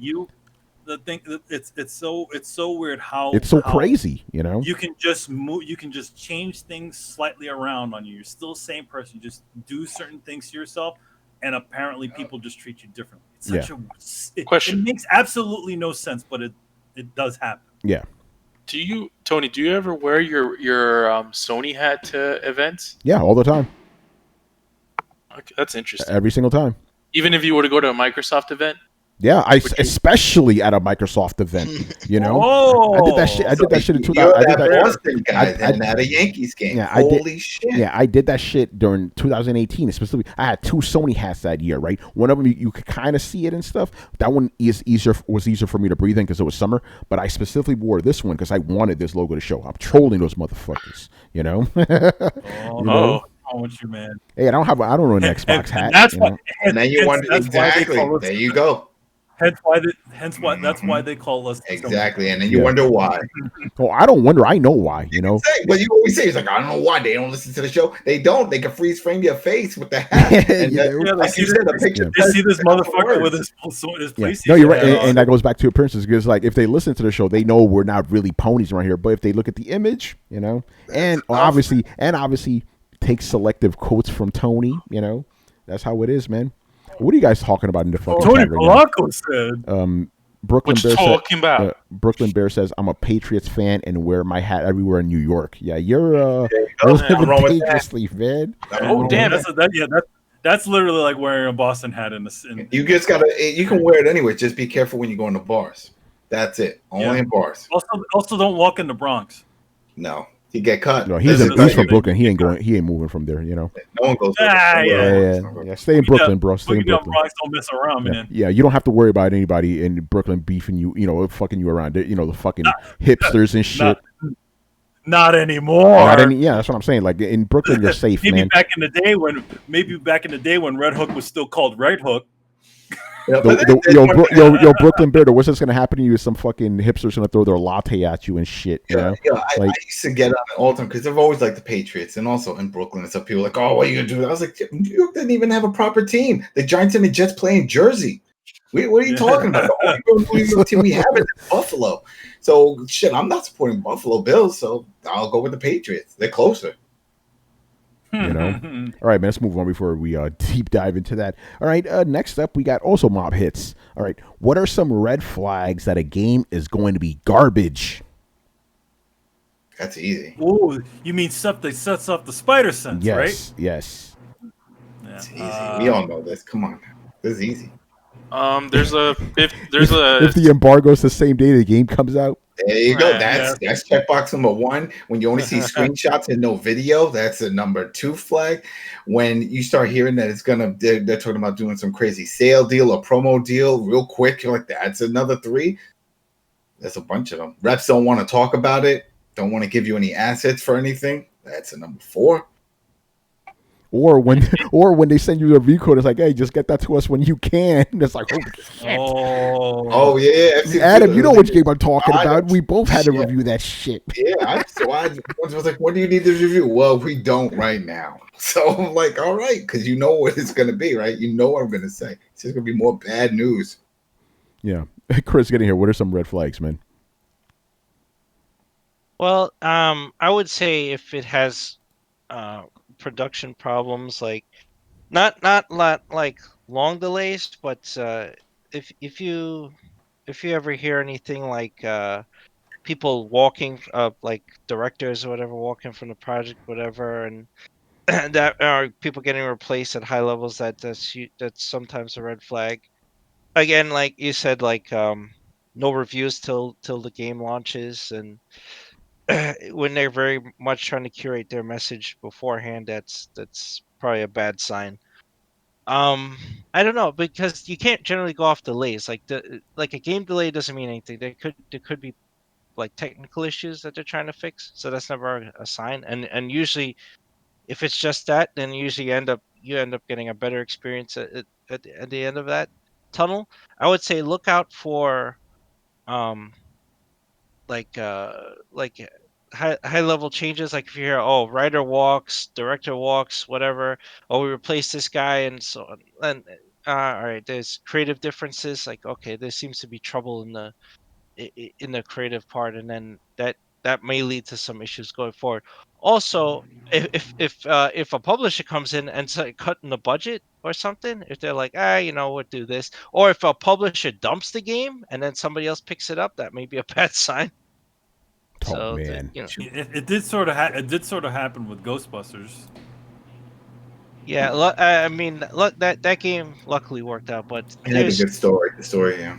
yeah, there's times where if they dump a game, if a publisher dumps a game, that probably is not a good sign. I think the only time that it really went against all of it, and they had a lot of issues with Doom 2016, where they didn't want to give any review copies. They didn't want anyone to play it. They were really limiting the exposure of it. And people were like, damn, is this fucked up? And they had some delays. And then there was a whole issue of like, is it going to have multiplayer, no multiplayer? There was some issues with that. But then it came out solid. It worked. But there was a lot of concern going into it because they were keeping everything hush-hush until the last minute. It's like, fuck, maybe there's something we don't know. Yeah. All right. I think anybody else want to jump in on some red flags? It's hard for me because like for some reason like I don't know, like sometimes I get that sort of feeling Spider like, sense. I don't know. Yeah, I don't know. That's the only thing I can say. Like something about it just that doesn't seem right to me, and I'm like, you know what? I think I'm gonna skip this one, and I'm usually sort of right. The only time I didn't listen to myself, Uh-oh. you know what game that was? Castlevania Lords of Shadow. Yep, Castlevania Lords of Shadow. Yeah. I was reluctant to. I was like something about it. I was like reluctant to pick it up, and I was feeling it. I said, you know what? It's a Castlevania game. It's getting pretty decent reviews. No mas. Yeah. Who said that? Nate, he goes, I feel people either love Prey or find it immeasurably boring. I'm in the boring camp. That game is very boring. They should have just stuck with the original. What, Prey. Lords of Shadow? No, Yeah, I'm talking about Prey. Prey, yeah. It's like I pray. Yeah, I pray. Oh, that Prey is a man. good game. Oh Jesus. Which was it? Prey 2 or No, Prey 1? just Prey. The Prey. re-release Prey. Well, that was the thing. They just used the same. Oh. They used the name because they owned it. They even said it. It was like, "Oh, we owned the name, so we just used it. It was easy." But it had no connection to the original Prey with the Native American getting sucked up by aliens. That shit was awesome. Yeah. They didn't know. Yeah, I thought that was really odd. Like they're like, no, it's called Prey, but it's not. It's not even Prey. connected to that shit. Yeah, I Prey remember. that you know. I went to this fucking Prey event at the Brooklyn Draft House, right? And Hip Hop Gamer was there, and he had all the other journalists pray for Prey. He was like, all right, everybody, pray. I'm not making this up, man. Me and my editor Jordan were looking at him like, running a sermon at the bar. oh man. You know, I got rid of a lot of my 360 games, but that one, the original Prey with the tin case, it came with this. It was a collector's edition tin case, all this great artwork. I still have that. I kept it. Crazy. All right. What's up? If the studio's name has mobile on the name of the studio, the game's probably trash. I'll agree to that. Yeah. Yes, Brooklyn Bear. It was that Brooklyn Draft House. Yes, it was. You know, that was a crazy. I was in 3 different boroughs that day. It was nuts. You know, because I also had a meeting at the office. Good times with my old boss Chris Radke that Manny and I went to see Iron Maiden with. Oh yeah, that dude, man, that was a good one. That was good times, man. Yeah, good times, man. Shout out to Chris Radke. 2019 was awesome. By the way, 2019 was fucking awesome. 2019 was a good year, man. Better than 2020. That was a fucking good year, man. Yeah, 2019 was good. All right, let us move on to Christina. Oh boy. All right. Some people base their opinions on video games from watching game streams. Is their opinion as credible as someone who has actually played the game? You already know my answer, but I'll wait a little bit. You know what? I gotta say, it depends on who they're watching. If they're watching a thorough gameplay and they're doing the whole 20 hours along with them, I mean, they're getting the full experience. If there's no cuts, if they're seeing the choppiness, or if they're seeing key story moments that really make the story great, if they're seeing it all, then fuck, they're doing it. It's like reviewing a movie. You do a movie, you're not actually partaking in a movie, but you're watching the movie. But don't you think it's different because you're actually, there's, you're you're like, think about it like this, right? Okay, you're watching somebody skulking around, you're like The Last of Us 2 trying to get away from a zombie or whatever, right? That's a lot different than actually doing it yourself and having your fucking heart beating and your palms sweating, No, they probably still are. It's like watching a horror movie. Your palm can sweat and your heart can beat too. If you but when you're watching a horror movie, you're just like, and I'm using this, my example. If I'm watching a horror movie, this is literally me the whole time. Just there watching. But if I'm playing a horror game, I'm scared fucking shitless. You know what? You're not doing it right. Put on some headsets. Put a headset on that has like a good surround sound, and you're immersed. You hear it. Yeah, you're but dude, watching something that's just passive is a lot different than actually playing something. You know what I'm saying? This is my example. People already know my answer, but this is the example I give, right? That's like saying, "Oh, I fucked Sasha Grey because I watch all her pornos." It's like, no, that's just not the same. Tony, you're arguing against yourself a little bit, though. I like how Tony said he's gonna let us go first. No, fuck that. Oh, I guess it's my show. Yeah. No, I'm sorry, because again, this gets me so weird. I've seen so many people on Twitter like talking about how The Last of Us 2. It's like, bro, you watched the fucking stream. I'm not taking you seriously. Get out of here with that. Dude, okay, there's a lot of people that don't want in the name of girlfriends everywhere, there are a lot of people who want to see a game, but are honestly a little too chicken shit to play through the game themselves. Like, every girlfriend that I've ever had in Resident Evil, and I'm sure Chris is going to disagree because Kristen probably plays the shit out of Resident Evil, but somebody here has to back me up. So, like, no, I totally want to watch, though. Like, you know those people. No, I do that, but it's not the same as playing it, though. It is. No, it is. but it's better than anything short of playing it. And some people don't want to do that. Like, some people don't want to play The Last of Us because they don't want their heart racing that way. It scares them more than that. But to them, their heart is racing just watching somebody play. That's enough. There's only their tolerance isn't that high. I remember when. Okay, but I'm not going to take that. But I'm not really going to have a discussion with that person credibly. You know what I'm saying? Like, okay, why? The game is fucking story. It's 90% story. You can talk, you can have a conversation with that person because they have actually went through the story. They know the story of the game, and it's for story. I would be taking. You can't talk gameplay with them. Yeah, that's what I'm saying. I wouldn't be taking Street Fighter tips from the motherfuckers, but in a game that's narrative based. That's my point, though. It's like it doesn't work for every game. Like if you're talking about a Telltale game, then maybe. But even then, even when you're making decisions in a Telltale game, it's a lot different than actually watching somebody do it when you're doing it yourself. You have your own fucking heart beating and your palms sweating and shit. Yeah, but there's no options in Last of Us. That's the point. Like that's the game we're talking about. The Last of Us. No, we're talking about any game. The Last of Us is just an example I use. We could talk about literally any game right now. So, the question was not about The Last of Us. So it's just any game, period, that you watch on stream. So if I watch a stream of someone getting a platinum, do I get that platinum then? No. Yeah. Do you experience it? Do you get the thrill? Do you get the thrill of it? No, of course you don't. I think that's ludicrous. Like you can obviously have a conversation with someone who's watched the stream and is knowledgeable about the story and the gameplay aspects, but they didn't play the game, so they can't they can't say that they played the game, and that's the thing. Like, and also when you're watching a streamer, their reactions are Brett. Yeah, Brett, what's going on with your mic right now, bro? Sorry, I'm just keep yourself muted, bro, because that shit's sounding disgusting. Yeah. Go ahead, Carlos. You're talking about you're watching a streamer. Yeah, you're watching a streamer. Like they're reacting and they're influencing you. They're influencing you how you're enjoying the game. Like it's like. But there's some that commentary. Though no commentary, then it's just silent.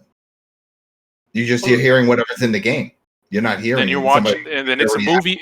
Then you're watching a movie. Yeah, movie. There you you're go. not watching a game. You're watching a movie. Yeah, games and movies are not the same thing. The interactive element. Too, you can just tune into Joe Schmo, who's doing no commentary, full playthroughs. There's lots of people. Yeah, I know that, but it's like that's not the same.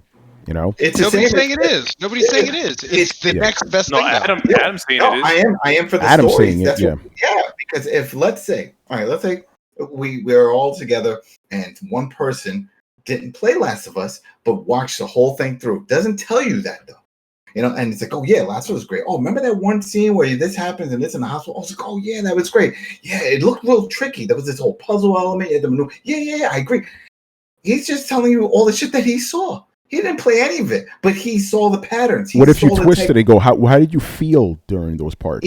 He could have said he felt that the adrenaline was rushing because he didn't think the character Ellie was going to make it, or her girlfriend was going to make it. He's like, I thought they were dead at that one point. I said one of them was going to die. Oh, and that's valid because he's watching through the eyes of the player who's also experiencing for the first time.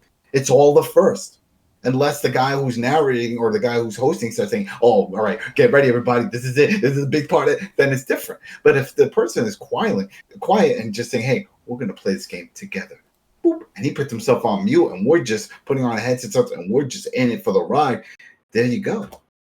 If he's getting lost and he's getting frustrated, we're getting lost and frustrated because you're like, shit, how do we get out of this room? Actually, I'd be watching like I would just play this shit myself. That's what I would say. Hey, Tony. What's money. up? There's a lot of people who don't pay the money. They don't have it. Yeah. Brett, I heard my name. Somebody who's watched a lot of Vati would, in theory, know more about Bloodborne than you, even though they've never played it and you have. The fuck is Vati? The Prepare to Cry. Yeah, he's the guy that does the Prepare to Cry guy. I don't know who that is.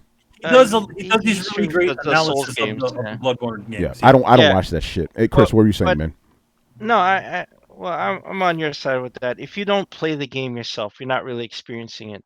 Because if you watch somebody streaming it, let's say they have a terrible experience, but they're kind of shaping your experience by what they say. Let's say I may like racing games, but let's say somebody gave me like NHL 2K, and I'm like, man, I'm bored as shit. What the fuck? I'm just knocking this thing around. I don't know what icing is. I hate hockey, whatever. Right? So somebody's watching me play that, and they're like, yeah, this game doesn't look really good. Like I'm shaping their experience, but they may, if they played it, they may have a completely different experience than I'm presenting. Right? Because you're seeing it through my lens, right? Yeah. I'm not liking this game. Then somebody comes out of that and they're like, maybe this guy doesn't like it, and he seems like he knows what he's talking about, so I don't like it. No, but Adam just brought up the thing before, where it's like, what if you're watching a no commentary? And if it's a pro player, if let's say, and what you just said happens all the time with sport games. I mean, even myself, I know myself and others that are big into sports, and we see these things come out every fucking year. Why should I get it? Why? There's certain key streamers that are badass at these games, and those are the ones that I watch to see them do all the new moves that they say it's in there, all the key features that are there, see them play it, not just show me a video of what the publisher said is there. I want to see it actually done, and I know these dudes can do it, and then I watch. And that does sell me on it. If they can pull it off. Even a no commentary thing, you don't experience the feeling. Like watching somebody like play Bloodborne and get into a tense boss fight. If they do it easy, you don't know that tension. You're just sitting back. You're relaxed. Yeah. You're not experiencing it, right? You're not thinking about the moves that you're gonna do. That's part of the experience. Right. Yeah. And you're not experiencing the frustration of dying over and over again to finally get that boss. I mean, when I watch people, I get immersed in it. When I see these guys going at it, I'm like, shit, who's gonna fucking win this? Go ahead, Manny. I think the thing about it is that you're also thinking about two different sorts of experiences. Obviously, they will not be to the same experience. We're talking about a passive experience, which is the ability to watching something like a movie or stream, and then there's also the other side of it, which is the actual interaction side. So definitely these two things are going to be different. But there's still things within there that are very close, where it's like you can be engaged as a passive watcher. Is so and so going to get past this? Can he beat this thing? You're probably not going to fully feel the fear that this guy is feeling, but you're still sort of experiencing it. But you're just not experiencing it. Like I said it before, when I watch Evo, you get involved in it. You see these guys hustling and working hard and doing these sick combos. You're like, shit, that took skill. I was really feeling it. I didn't think he was going to get out of that. That is a good example where it's essentially that's also it sort of falls into the sort of sport realm, like where two people fighting, something like that. So, but yeah, people get engaged. Is this guy going to beat who's a really good player going to beat this guy? oh, it did this crazy move and they blocked every single super move, stuff like that. So you're still engaged, but it's a different sort of engagement. Now the thing is, like, are you saying that, like, wasn't the question does this sell? No, I No, think can you, it's can you, just you credible. deserve to talk about it? And that's Yeah, do you No, not really deserve to that's talk where about it. I- Can you take them seriously? Yeah, obviously they could talk about it if they want. I think you Yeah, can. well, no, I no. think, I think you can take that seriously, but the thing is that the only thing is that it just depends on the portion of what you're talking about. You can't, if a person has never actually experienced the playing of the game, yes, they can't talk about gameplay. They can't talk about all those parts of it, but they can talk about story and plots. And they can talk about maybe a little bit about like some of the the design of the characters. But I think that There- but like Brett brought it up, or it's like essentially like a lot of us have a few of us have quite a bit, so have significant others that sometimes don't want to actually play the game, but they want to actually watch you play the game. How Well, is that any different? and then they even want to past- talk to you about. how Hold is on, that hold any- on, hold on. how Hold is on. that And any- then they want how to is- talk to you about it. That's Yeah. that's the only part that I have a problem with. Like, I'm not saying that they're the same experience, but you can't say, like, if somebody walked up to me, walked up to you or me and said, after we've both finished The Last of Us, and say, hey, I didn't play The Last of Us, but I watched the entire thing streaming, and I have some thoughts. My reaction is not going to be, fuck off, you didn't play the game. I'm going to talk to that person about it. And if they're like, well, the gameplay was really hard, I'm like, well, you didn't really play the gameplay, so, I mean, maybe you want to play it before you comment on that, exactly like Manny said, but for a game that's, mostly story based, like, I mean, fuck, if you're like, hey, I watched a stream of Metal Gear Solid 3, I didn't play it, like, okay, that person, like, that thing's 70% movie anyway, like, and no, not talking shit, like, it's a narrative experience. So Yeah, so I'm sorry. Someone who streams Metal Gear Solid 3 and tries to talk to me about it, I'm not taking them fucking serious. There's A lot of that game, and Brett, you're completely wrong about that. That game, a lot of it is actual gameplay. Like, are they going to tell me about the feel of when they like took out the enemy camp and shit, when they took out all the fucking supplies and shit, when they made them all hungry, when they made them dizzy and shit? Are they going to be able to tell me about that? Are they going to tell me about how they took out the fucking end in a wheelchair before they even fought him in a boss fight? They're not going to tell me about any of that shit. There's some people that have disabilities that don't have the capable. No, I understand, but I'm and again, the heart of the question is, do you take their opinion seriously? I'm sorry, I will not. I won't. I don't see. I see it as a situation where it's dependent on the situation. To blanketly lock down on people just because they haven't actually played the game, but they still experience the story. That you can't have a serious conversation about fucking narrative. That's silly. It's like that is absolutely silly. And we're not saying we're not. You Again, never we're made not. it to the pros, so I'm never going to We're listen to you. not saying that this is the same. It's the same exact thing. Again, it's two different sorts of experiences, but there's still portions of it you can unite on. Yeah, and I'm saying if you want to tell me that, sure, but I'm just saying in the back of my mind, I'm like, all right, you didn't play it, bro, so I'm gonna take that shit with a little bit of a grain of salt, But I mean that's I mean to say that's also a sort of gatekeeping. It is. Hey, listen, nothing wrong with gatekeeping. I've always said that, definition of gatekeeping. Yeah, I mean, it kind of is, man. Like, you typical nerd rules, and yeah, you should know this from old school times. Like, of course, you can say whatever you want. You can throw down and get into the discussion and argue all you want. Like, and if like maybe you haven't read the latest run of X-Men, maybe you haven't read this one story arc, so somebody knows something different about Wolverine than you. Like, it was all about inclusiveness and arguing, and people bring people into discussion. Sure, you can slam them the fuck down because you know way more than them, and you can use that if you've played the game versus somebody who's streamed it, because it is a different experience. Be like, yo, I did play it though. I feel like I do know a little bit more than you, but you can't exclude people from discussion. That is. I'm not excluding anybody. I'm like I said, if you want to talk to, sound like you are. No, but I'm not though. I already said, listen, you want to talk to me about it? Sure. I'm just saying, I'm not going to take you that seriously. I'm not going to voice that, but I'm actually listen. That's not actually a discussion.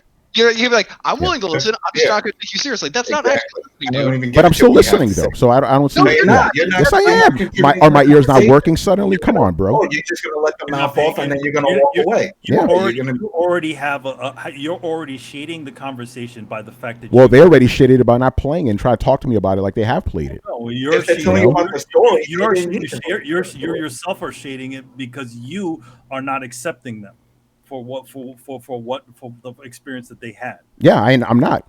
Even though they did go through the game. To be honest, They I didn't would go say through the game. They watched somebody else go through the game.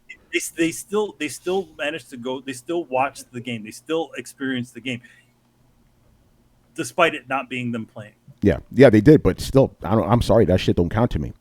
I mean, to be honest, I would say I would take someone reading this whole story. Yeah, that's a different story. Does that bother you too? Like if someone does never an audio book or a regular book? What happened? If they do an audio book as opposed to the physical book, if they said, "Hey, I didn't read it, but I had the audio book." No, because it's literally the same words. Although, by the way, I'm not an audio person guy. I don't do that, but no, it's because it's still the same words. Like, and it's not interactive either. That's the thing. Like, by the way, this is an aside.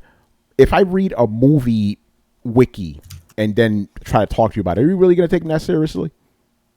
No, because you read it and you didn't actually even watch it. Yeah, no, that doesn't prove a damn thing. That doesn't prove a damn thing because you still sat there for all 50 hours of The Last of Us. Okay, so you're saying that's part of it. Tony, yes. In that metaphor, Oh, if you had read the complete script and wanted to talk to me about the narrative arc of the main character, yes, I would fucking listen to you, even if you hadn't watched the movie. You didn't do cliff notes.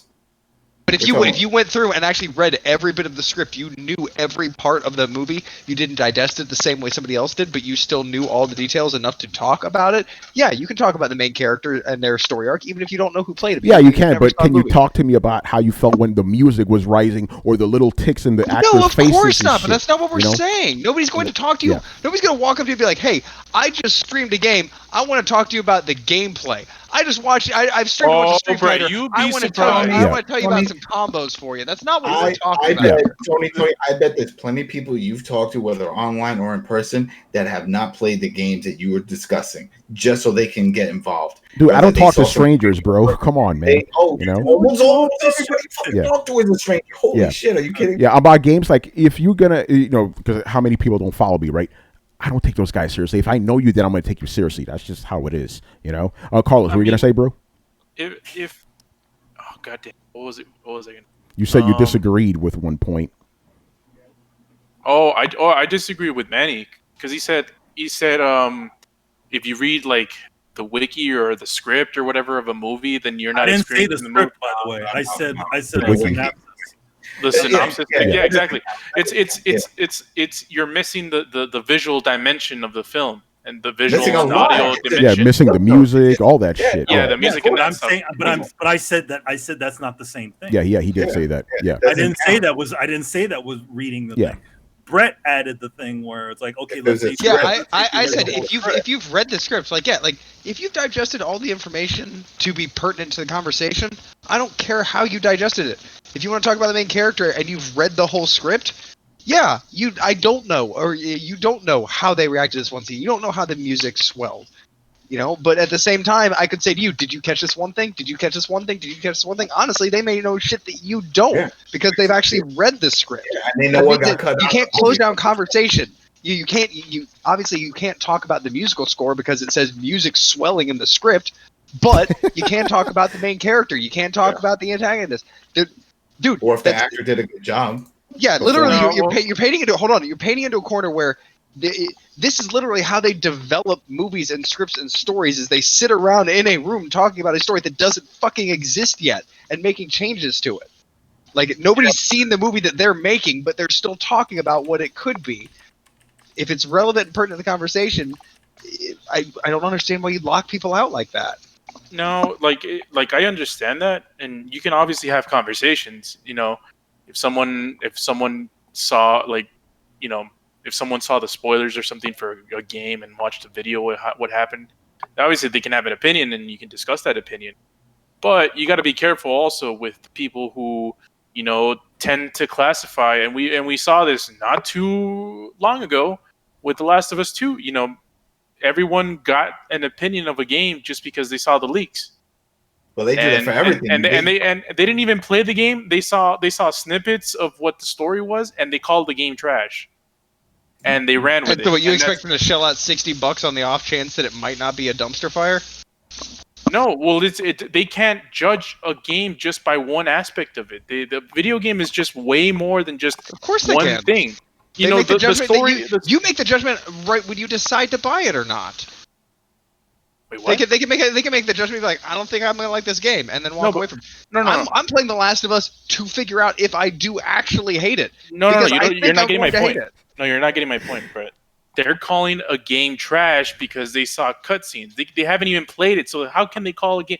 Obviously, if they don't like what those cutscenes were, they can say that. But calling a video game trash when there's way more aspects and way more dimensions to a video game than just the snippets of the story that they saw, and they didn't even play the game, then it doesn't justify them calling a video game trash. I'm sorry, that's just that's the kind of shit that Okay, pisses but me off. I'm not advocating that you can call it trash. I mean, we went from being able to talk about it to calling it trash. Like again, I'm just saying you should, even if somebody has any information about it, like why would you shut down any discussion? Like You're misinterpreting my words. I said you can have the discussion. Hold on, no, chill. No, chill. You talked enough.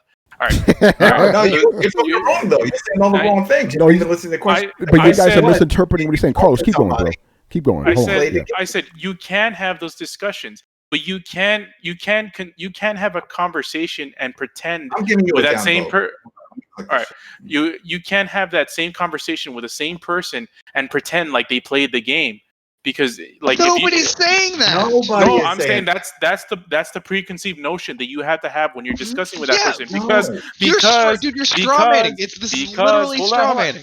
Let Carlos finish, man. Go ahead. Because you'll have a lot of people that they'll tell you, I didn't like the story because they saw the story and they saw the cutscenes and everything, and it's justified.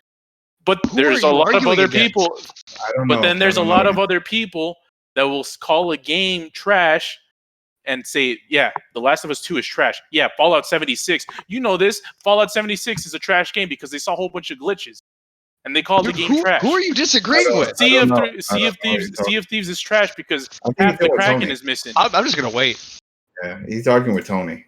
He's not arguing with me. I'm agree with everything he's saying right now. He's not arguing with us. Yeah, he's not arguing with us. No, but he's making a point. You know, and you motherfuckers ain't letting him finish.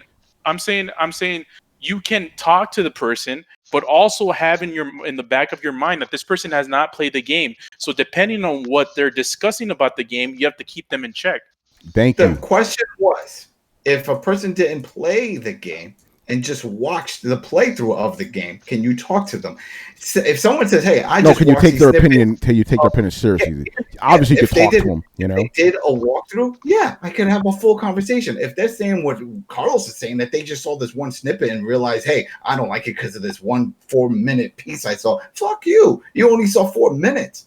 I'm talking about the entire picture here. You can't do that. We see it all the time with trailers of movies and books and other games. Oh, I didn't like this. The water effects look like shit. This is going to be a crap game. You know what I mean?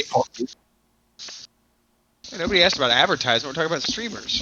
Yeah, we're talking about streamers here. Yeah. All right. I obviously there's a very hotly debated thing with us. Good stuff here, man.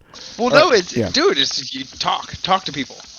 Oh, they could talk to me all they want, bro. You know, I'm just saying. You're like, this mother. I ain't gonna pay attention to this motherfucker. What this motherfucker gonna say to me? Because this motherfucker didn't play that game. That's what you're saying. Okay, I may be tossing this pearls to swine here, Tony, but there is an old adage about. I'm gonna take just half a second to say this. Pretty cool. There's an old adage about king who had a prize bowl. And he wanted everybody in the kingdom to know about this prize bowl. So he hired the best painter in all of the lands to come out and paint his prized bowl. Best painter came out, spent a year on this fabulous painting. The king had a big celebration to show it off, and everybody lined up one by one. Art critics, nobles, professionals, and they all commented on how glorious the painting was, how flawlessly it was completed, until the very last person, a stable boy, walked up and says, "That's a very nice picture, but bull actually raises its tail when it charges." The point of that being that even somebody that knows next to nothing or only knows one thing may know the one thing that you don't know. So don't shut down discussion from them and take their opinion seriously. Who's discussion Like, by I- shutting if- if down, no one's bro? saying that. I'm not saying No one's that. saying that. I'm not saying you should shut down You any started discussion. this conversation with basically you would start the conversation by saying, Charlie "I'm Brown not going mom. to take you seriously." I'm but not I'll hear going what to you tell have him to that. say." I'm going to keep quiet about that shit. I'll let him Exactly. talk. You were I'll let him Charlie talk. Brown. I'll let him talk. Yeah, I'll let him talk. I'm I'm not going to stop him. I'm not advocating for B to shut down conversation. That's fucking rude. I'm just not going to fucking take you that seriously. That's all I'm saying. But I'm not going to tell you, I'm not going to take you serious. I'm not going to do that to the face. That's fucked up. I'm just not going to do it in my head. That's all.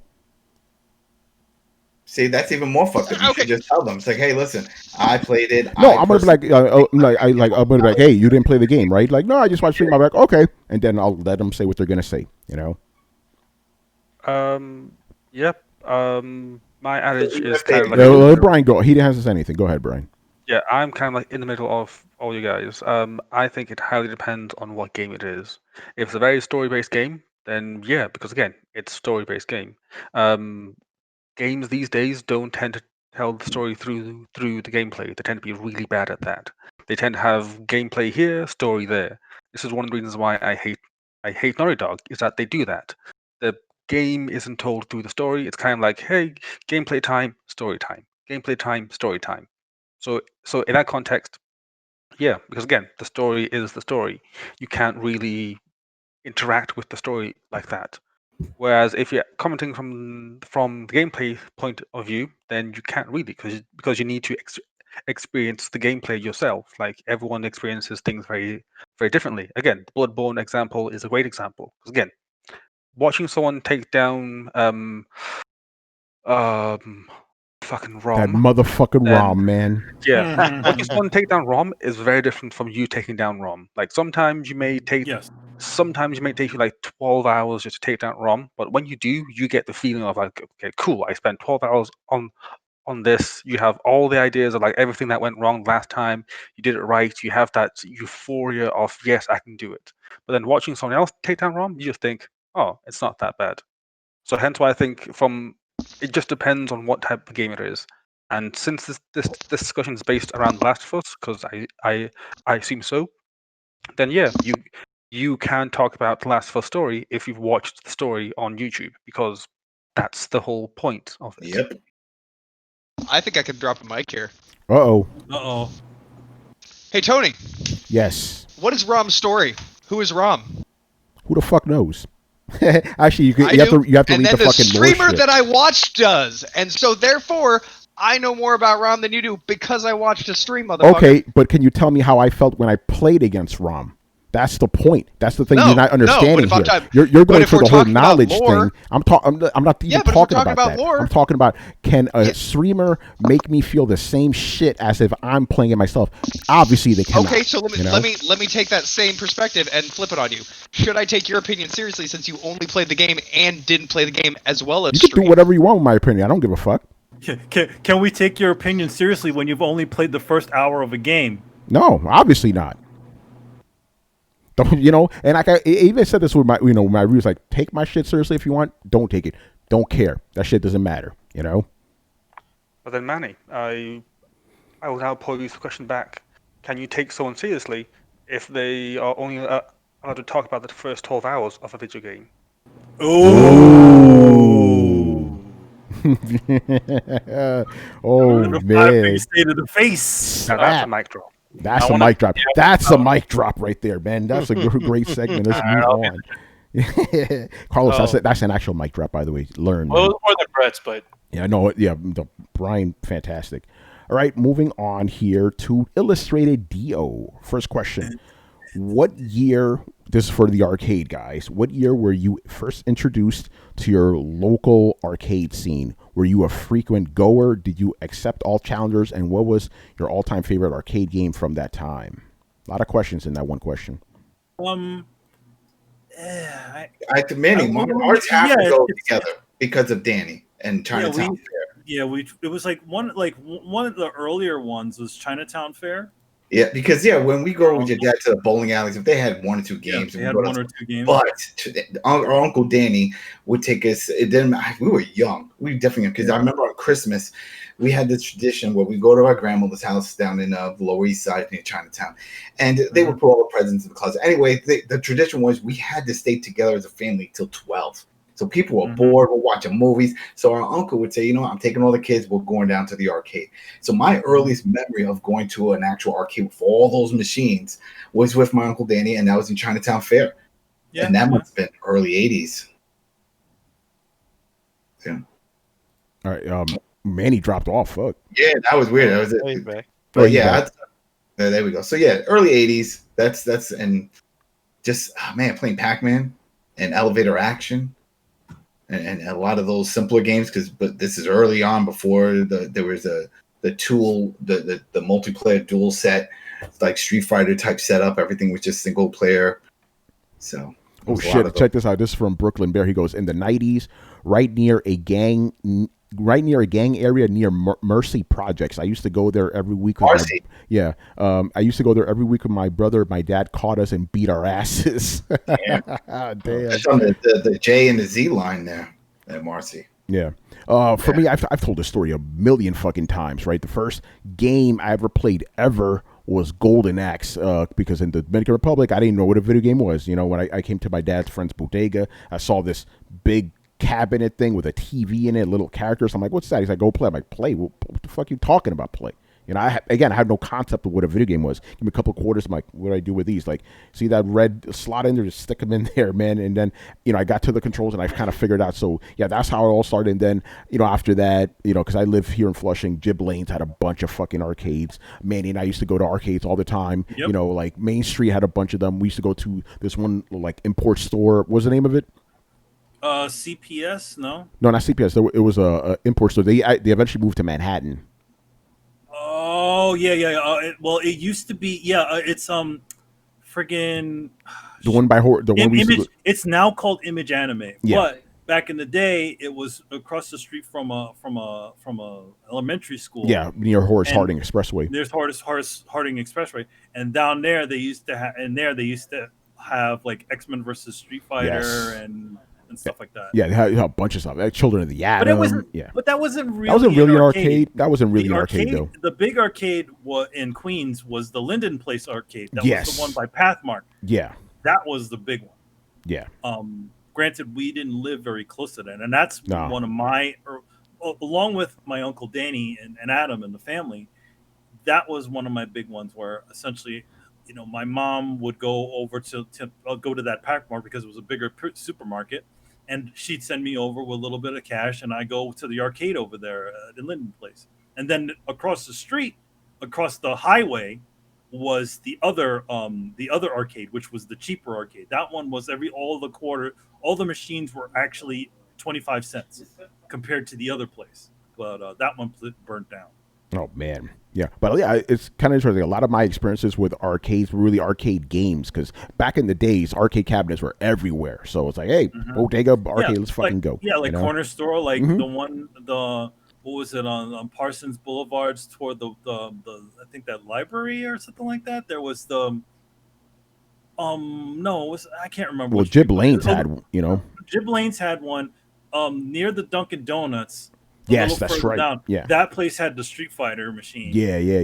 There was a lot of little places around here, man. You know. And then 71st and Continental Avenue near the Long Island Railroad. Yeah. There was a few. It was a little bodega over there that had arcade machines, and it was Good times. Chris. I used to go to a lot of smaller places. Like there's a big movie theater in Green Acres that had a whole bunch of arcade cabinets. I mean, that's where you play like little games like Pac-Man, but it was the Pac-Man where you sat at the table and it was like it was a table. Like you had to look down to play it. Like I played Spy Hunter like that. I remember playing Spy Hunter, Pac-Man, and Joust and all that stuff. And then when cocktail cabinets. Yeah, the cocktail cabinets. Yeah. Didn't that Sizzler in Queens have it too? Which one? The Sizzler. The I remember there was that Sizzler that was up on You're in your area of Queens, over in Forest. Yeah, Yes, they did. It did, yeah. Yeah. And later on, there was a bowling alley over on Union Turnpike. It's not there anymore. They had a whole bunch of games, and I think it was either over there or the pizzeria near it that I first played like Final Fight and all that stuff. They had Lethal Enforcers. So like Tony said, like you didn't have to go to an Yeah. arcade, right? A bunch of places would just have those type of games. Me and Adam played Final Fight at his local store. It was at the video place over there. Yeah, He had it. they had them. Yeah. Yeah.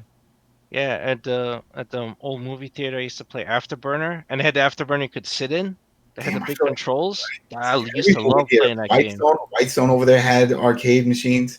I Yeah, remember that's Linden Place. Yeah, Linden. I just knew it as White Stone, but yeah, I feel like every theater to this day, I think a lot of theaters still have arcade machines. The Oh no, craziest, you mean the Whitestone Theater in the Bronx? Oh, okay, yeah. Yeah. the craziest arcade though I've been to was in Universal Studios in Florida. They used to have in the main park, they had a giant arcade.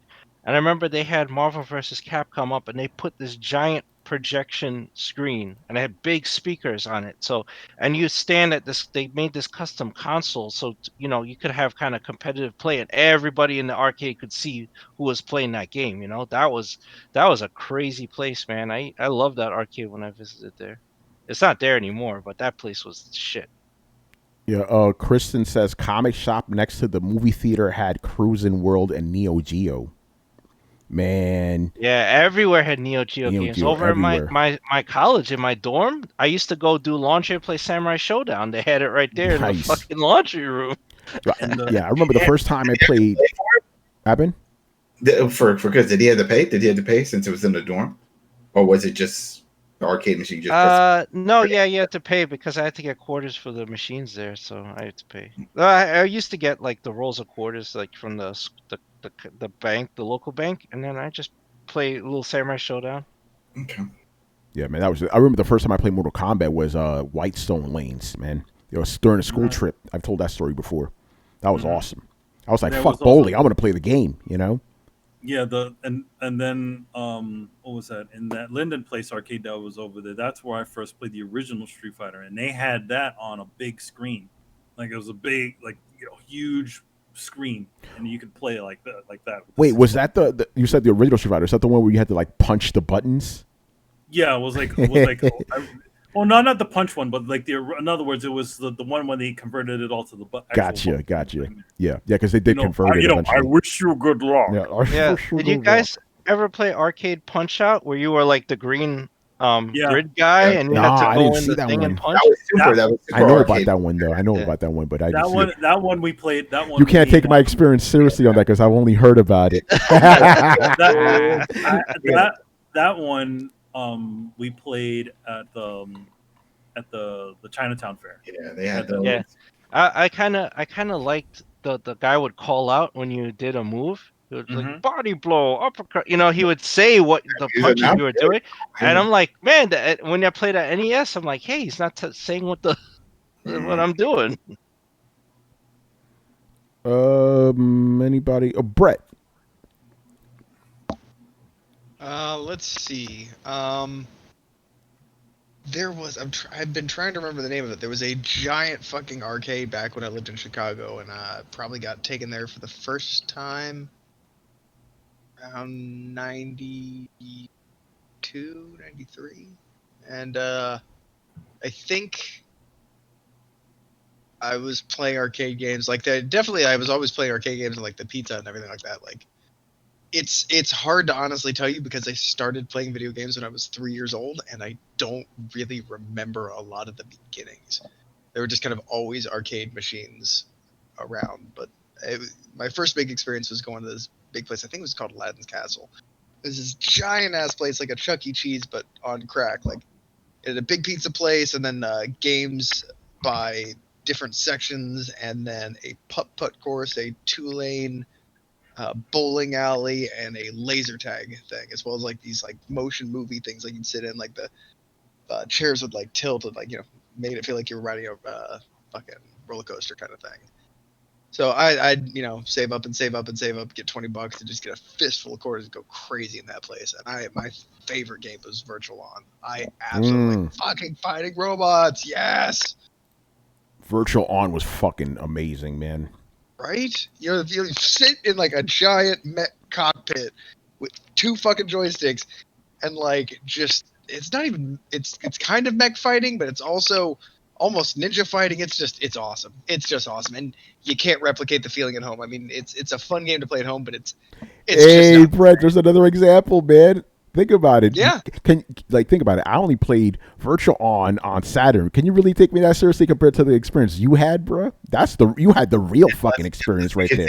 You know? Yeah, like 70-80%. Yeah, like I'm like, man, like you probably didn't get the experience of like the booth, but like you got the general idea. Like, yeah, I'll listen to you. Yeah. By the way, but Virtual if you On, tried to like boo that booth though, and I'm like, man, you didn't sit in the booth. Like, shut the fuck up. By the way, Virtual On. You're like, motherfucker, of course I can't sit in the booth because I can't get on my wheelchair to sit in the booth. Yeah. By the way, I should say, because I don't like mech games, I like me some Virtual On, though. That's the only mech game I like, man. That game's fucking legit, you know? Man, damn, Brent, now you got me thinking about Virtual On. Don't make you play that. Awesome. Yeah. Aren't they bringing that shit back? I hope so. It was showing the Sega streams. That's right. And then I remember they showed it. I went crazy, and then Riku got mad at me because I was in hype for the Gundam game. Like, I don't give a fuck about Gundam. I want Virtual On, man. Yeah. It's like, yeah, but it's about a mech game. I'm like, you're missing the point. It's not about the mech game. It's about the memories, man. I don't have any memories with Gundam. You know what I'm saying, man? Carlos, Brian, did you guys play arcades ever? Nope. Yeah. At the movie theater, there was arcades. At the dentist, there was arcades. Yeah, that's where I got to play because there wasn't like an arcade, like a dedicated arcade store, whatever you call those things. Yeah. So the first time I ever went to like a dedicated arcade. It's just called arcade. It's just called arcade. Yeah, whatever. Yeah, an arcade. Well, the first time I ever went to an arcade, like an actual arcade, was in Japan. So I got to experience that. Oh, you had the real shit, man. Yeah, there's like a fucking huge ass building with like 10 floors, and they're all just arcades. And yeah, what happened? It was around the clock because we had in New York. We had a few. There was Fava that was in Coney Island. That was around the clock. Oh, 24 hours.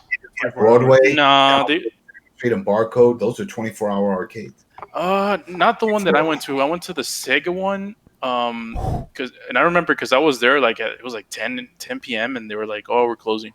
Oh, I forget. Yo, isn't it more like you went to a Sega one? Like, don't they have a bunch of them in Japan? Yeah, they do. Yeah, you know. Well, I went to the Sega one in Akihabara. Ooh. Yeah, that's the whole area. Damn, you went to Mecca, son. Okay, shit. Our buddy Jamal, he was dating this girl from Japan, and she came over to my apartment when I lived in Harlem over there, and she saw all my games. This is when I had all this shit all over. She said, "You are Akihara boy. Akihara boy." I was like, "What the hell are you talking about?" And he had to break it down. He said with the finger, if you're listening, she swung her finger. She went, "You are Akihara boy." I was like, "What the hell?" He's like, "Oh, that's where all the, he's like, that's where all the video game stuff and all that, all the arcades, all the crazy stuff. That's where it is." Akihara boy. Everybody walks around and cosplay and stuff. Fucking hilarious, man. So, yeah. All right, man. Let's move on here. And then what did you tell her? Gotta have some. I backed my hand up. I looked my hand. I was like, she was threatening to wall. My buddy's like, yo, hold the hand. Hold the hand. No, I was like, all right, whatever. I mean, I don't get dressed up or anything, but yeah, I do like the games. Oh, man. The arcades were dope, man. All right, let's move on here. Next question for Mr. Dio. Adam, you'll like this question. Would you fellas consider purchasing the upcoming Arcade 1-Up Marvel vs. Capcom Collection custom arcade cab, or simply wait out for the inevitable console release of Marvel vs. Capcom Arcade Collection? Before you answer, a quick thing. Don't say that's inevitable, man. Because it's Capcom. People wanted that collection for last gen. We got, like, I think the first couple of games for them, but no X-Men Street Fighter, no Marvel Superheroes, none of that stuff. So don't say it's inevitable. But Adam, you're probably going to get this shit for review, aren't you? Maybe this one, yeah. But the thing is, it's not the full collection. This is not. It's not like 1, 2, 3. No, no. This is just Marvel versus Capcom the arcade. It's not 2, and it's not the other one. So it's not the full thing. I think they will get that. I thought it But- had Marvel superheroes in it though. It has superheroes, and it has another. And the Super Nintendo game that was Yeah, never exactly. on And an the Super arcade. Nintendo one, but it doesn't have Marvel vs. Capcom 2. You know, it's not that. It's not like the whole Marvel vs. Capcom. If they did, that would be fucking No. crazy. People go crazy. I think it's pretty much the CPS, the two CPS2 games, which are like pretty close to each other. It's cool. It's cool. I'm definitely looking forward to it. It's if you haven't played an arcade 1-up, and I know a lot of people, it's 50-50, because I know some people that were like, oh well, you know, these are just ROMs or whatever, and it's just like on the cabinet type thing. But when you stand in front and you're banging on the buttons and you're doing, you really do get that arcade feel. That if you have those memories. If you don't have those memories, none of this goes right over your head. But if you have those memories and you're standing in front and you're bashing on the buttons and you're doing the whole thing and you're feeling the sweat and the guy giving you that evil grin because you just cheesing on the death, you get that vibe from this. You can't stream that shit. Well, not yet. But that's the thing. With the NBA Jam version that they just released, they also have an online component, which is free. And it lets you connect online. It lets you do online tournaments. You could add your friends. If you could see your friends on, and you could add them on your team, and you could play together and do a whole tournament. So if we don't know all the specs behind the scenes, if they're going to have that in this Marvel versus Capcom, this whole cabinet thing, because if they incorporate that, that changes the game. And it's also that stand-up experience. Yes, that is something I'm looking forward to. And yes, I think that would be the go-to. But again, it's not the full collection. If it was all of them, which I think eventually will happen, but yeah, it would be fine. I think that's going to be a good one. Yeah. By the way, Joey, I like the fact that we said that same shit at the same time. Because when I said what I asked you, Adam, I literally said, "What if I stream some of that? What if I catch a stream of that?" That's funny, man. All right, but yeah, for the arcade thing, I'm not really interested in that. Merely because I don't have any fucking room. Literally, if I had like a house, had the room, you would have all. Oh fuck yeah, dude! I have a whole basement of that shit. That is the thing. They're always sending me messages. They're always asking, like, "Oh, you talk to people and the readers. What's one thing? Do you ever get feedback? What's the thing?" And I was like, the truth is, the feedback is they would tons of people I know would love them, but most of them still live in New York. Yeah. Don't have the space for that shit. That's the thing. They take up a lot of space. Yeah, Adam, in a heartbeat, bro. In a fucking heartbeat. Actually, I would do what you did with that one joint right there, floated up with all those ROMs and shit. Yeah, I'm fucking ready, man. You know, but that was the main reason I did it, because I was like, "There's only so much space. There's so many other ones I want," and at the time they were not available. Now they're spinning them up, but still, I'm like, that shit behind you is like an arcade version of a Kindle. You know, you got everything in that bitch. It plays. It gives me my retro achievements, you know, so I can catalog that whole collection. Oh, Brooklyn Berry did the same shit too, my man. Yeah, he just. I remember he posted pictures of his arcade, but what he did was he just loaded it with ROMs. By the way, quick shout out to Brooklyn Bear, because he's the guy that actually made my. Adam, remember I was telling you my retro pie and shit. He's the guy. He's the guy that did that shit for me. You know, that's fucking awesome. All right, man, let's move on to the next question. Hope I have this shit ready here. Fergus Mills in the house. This is a kind of fun question. Okay, whenever I beat a game, I usually reflect on the experience for a day and then lose my desire to play other games. My only cure for this is planning to play exclusive game releases or AAA titles a week within their release. How can I shake this habit so I can give more games a chance, or am I doomed to be stuck in this cycle? Interesting. So he plays a game. I wonder if people who stream games feel the same. Oh, shit. This is going to be a recurring cycle now, speaking about that. But that's interesting. So he plays. This is kind of similar to what I experience when I play a Rockstar game. When I finish a Rockstar game, I can't play any other games because they all like trash compared to it, you know. But this is for everything, basically. Or he just doesn't have the desire for it. No, I get that. I finished The Last of Us 2 last week, and I really don't have a desire to play anything right now. That sounds like me with the first game. Yeah. I have a reverse. It's like if I'm reviewing a game and I have to fly through it, I'm playing, and then it's like, oh yeah, this looks fun. Oh, I can explore here. I'll get back to it, and I never go back. You know, that's the issue. I wanted to, but then I'm like, oh, Adam, that's been my gaming experience for the past 3 years, bro. I just got to go through these games to get the review out, and then I want to go back, but I can't because the next game comes out. This is the first year because of the fucking Rona where I'm actually playing games for fun again. I'm like, yeah, I just want to play a game right now. Before it's like all this shit, But no, I don't really know how to cure that. If there even is a cure, how do you break out of that? I don't know. I don't know how to help this man. You just got to start it. Starting Starting is the most probably the biggest entry, like to get back into the whole gaming thing. Because it's like you talk about it, you're like, oh, I'll play it tomorrow, but you're like, all right. So here's a tag on to that question for everybody here. Is there any one game right now during the whole issue of everything going on that you did decide to go back, that you picked off the shelf or you saw in your collection? So oh yeah, let's do it. What was that one for you, Carlos? Yakuza 0.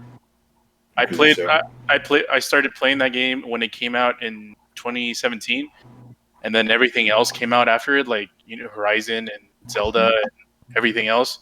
So I on Persona, so I just put it in the back burner, and this year I finally beat it. Manny, for me, yeah. Manny, go ahead. Any games you decided, hey, I'm going to play now?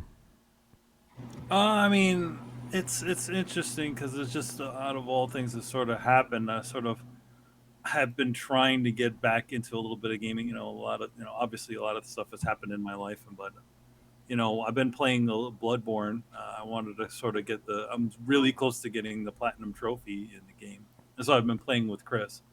Okay. Yeah, for me, I actually had because in the beginning of the Rona, everything was still the same, but then I kept dragging and I stopped going to events for obvious reasons. The events didn't happen. I was like, oh shit, I got more time now. So I went to play Final Fantasy VI, right? Because I never played it before. Fucking loved it. Great game, right? Then I played Dragon Quest on Switch, the original game. Then I went to play Dragon Quest 11 on Switch, which I'm still playing through. It's a big game. And right now I'm playing Persona 4, even though that was a review game, but I'm genuinely enjoying it, so I'm playing that and playing Death Stranding right now. So I am going back to a bunch of these games. I know I should be playing shit like Kiwami or whatever, but I've long since, and by long since I'm talking about the last 3 years. I'm like, Tony, play whatever the fuck you want. Stop playing games because you feel you need to finish them or whatever. Obviously, if it's for work, I need to do that. But it's like, if you want to play a game, play whatever you fucking want. Don't just be like, oh, this shit's on my to-do list. I need to play this. I need to play that. I need to play that. Because what's the point? But yeah, Adam. So I guess like 3 games or so, and then it doesn't count. But Streets of Rage 4, that was dope playing that as well. But that wasn't a game that was just that was not a backlog game. But yeah. So that was for me. What's up, bro? Actually, Carlos, since you're talking, you're next. Oh, I already answered it. Okay. But just real quick to Fergus said on the chat, he said, "I hope the new consoles help." And it could. I think they will, and especially since if they have performance upgrades, that'll be like just that extra incentive to want to play them. You know what, Fergus? And I'll let the rest of you guys finish, even though that's an add-on question. But Fergus, I think I know where you're coming from. Like, you're probably having a game slump, right? I've had those, and all you could really do is just wait for a really good game to kick you out of it. I know that sucks because you may have to wait a while for a good game, but that typically kicks me out of game slumps, like a really dope fucking game. It's like, I'm back in gaming again, That's just how it is. So maybe you just have to wait, man. As long annoying as that is. What happened, Brett? So I have a suggestion. Yes. If you're open to it, explore PC gaming. The problem that you're talking about seems to be that you put a very short lifespan on games, and I've found myself doing the same thing and being sucked into that. The thing about it is, it's a very console mindset. When you get to PC, games just kind of float around, staying semi-relevant for fucking ever. There's active communities for just about any game you can think of, so it doesn't feel like games die there the way that they do on console. On console, it's a quick flash and a burn, and then it's in the bargain bin. And nobody's playing it anymore. PC, it's a little bit different, and not only that, but there's a ton of smaller indie games. There are a ton of games that are taking chances that do things that you haven't seen before. Like, I found myself falling into that kind of thing multiple times. That's one of the reasons I'm like, I still don't really like Horizon. Like, it's a very polished, perfect game of what it is, but man, like, I'm sick of a lot of what it was. So, when I went on to PC, I played a bunch of weird games, and half of them were odd and broken, but eventually I really enjoyed them, and it kind of kicked me out of my slump just by doing something different and having a community around that didn't let games go out to pasture. See, this is why I like talk. This is why I like talking to Brett about games because his views are so fucking different from mine. It's like, like Horizon Zero Dawn was the game that actually kicked me out of a slump. I'm like, that's exactly what I've fucking been waiting for. Like that's like you give me a big, nice, juicy AAA game like that, that'll kick me out of any game slump in a minute. Those little indie games will just frustrate me because that's not what I want. Adam, what were you saying? Mine was Life is Strange 2. That was Oh, my you went go-to. back to that. Okay. Because I loved all of those. Those were easy platinums. Just go in and find shit. So I'm like, oh, let's do that. And remember, I got that weird Sherlock Holmes. I went to that. That was just sitting in my catalog. And then me and my brother were like, oh, let's play this shit. I was like, oh, boom. I got the platinum in that. But my slump, I wouldn't say it's slump, but like I have so many of these games that are like huge, long games, like the Odyssey, the other Assassin's Creed games, Syndicate. I tried to go back. And I was like, oh, it's so long, so much shit to do. And it was The Last of Us 2. I'm enjoying my time with that. I'm on day 2 in Seattle right now. Oh, nice. And so I'm enjoying it. It just feels like a continuation of the DLC from Last of Us 1. So I haven't really come across anything new. So I'm sure some people could bitch about that because it doesn't feel new.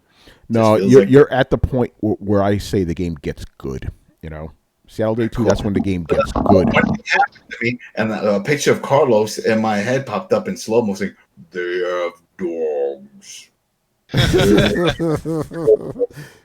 these motherfuckers, man, they're everywhere, and they can sniff out it. I'm like, shit. It's like, oh, hint, you could throw up a bullshit. These things still know where I'm at. Yeah, Adam, point of advice, take out the dogs first. I kill everything. Yeah, and then, you know what? That's one thing. I'm not going to go into it, but I'm just surprised because from the first one, you could sneak around and get through it. You could use it like stealth, like Metal Gear Solid. It's option, right? It's an option if you want to go the hard way or the stealth way. This forces you. There's no stealth option, really. What? Hold on.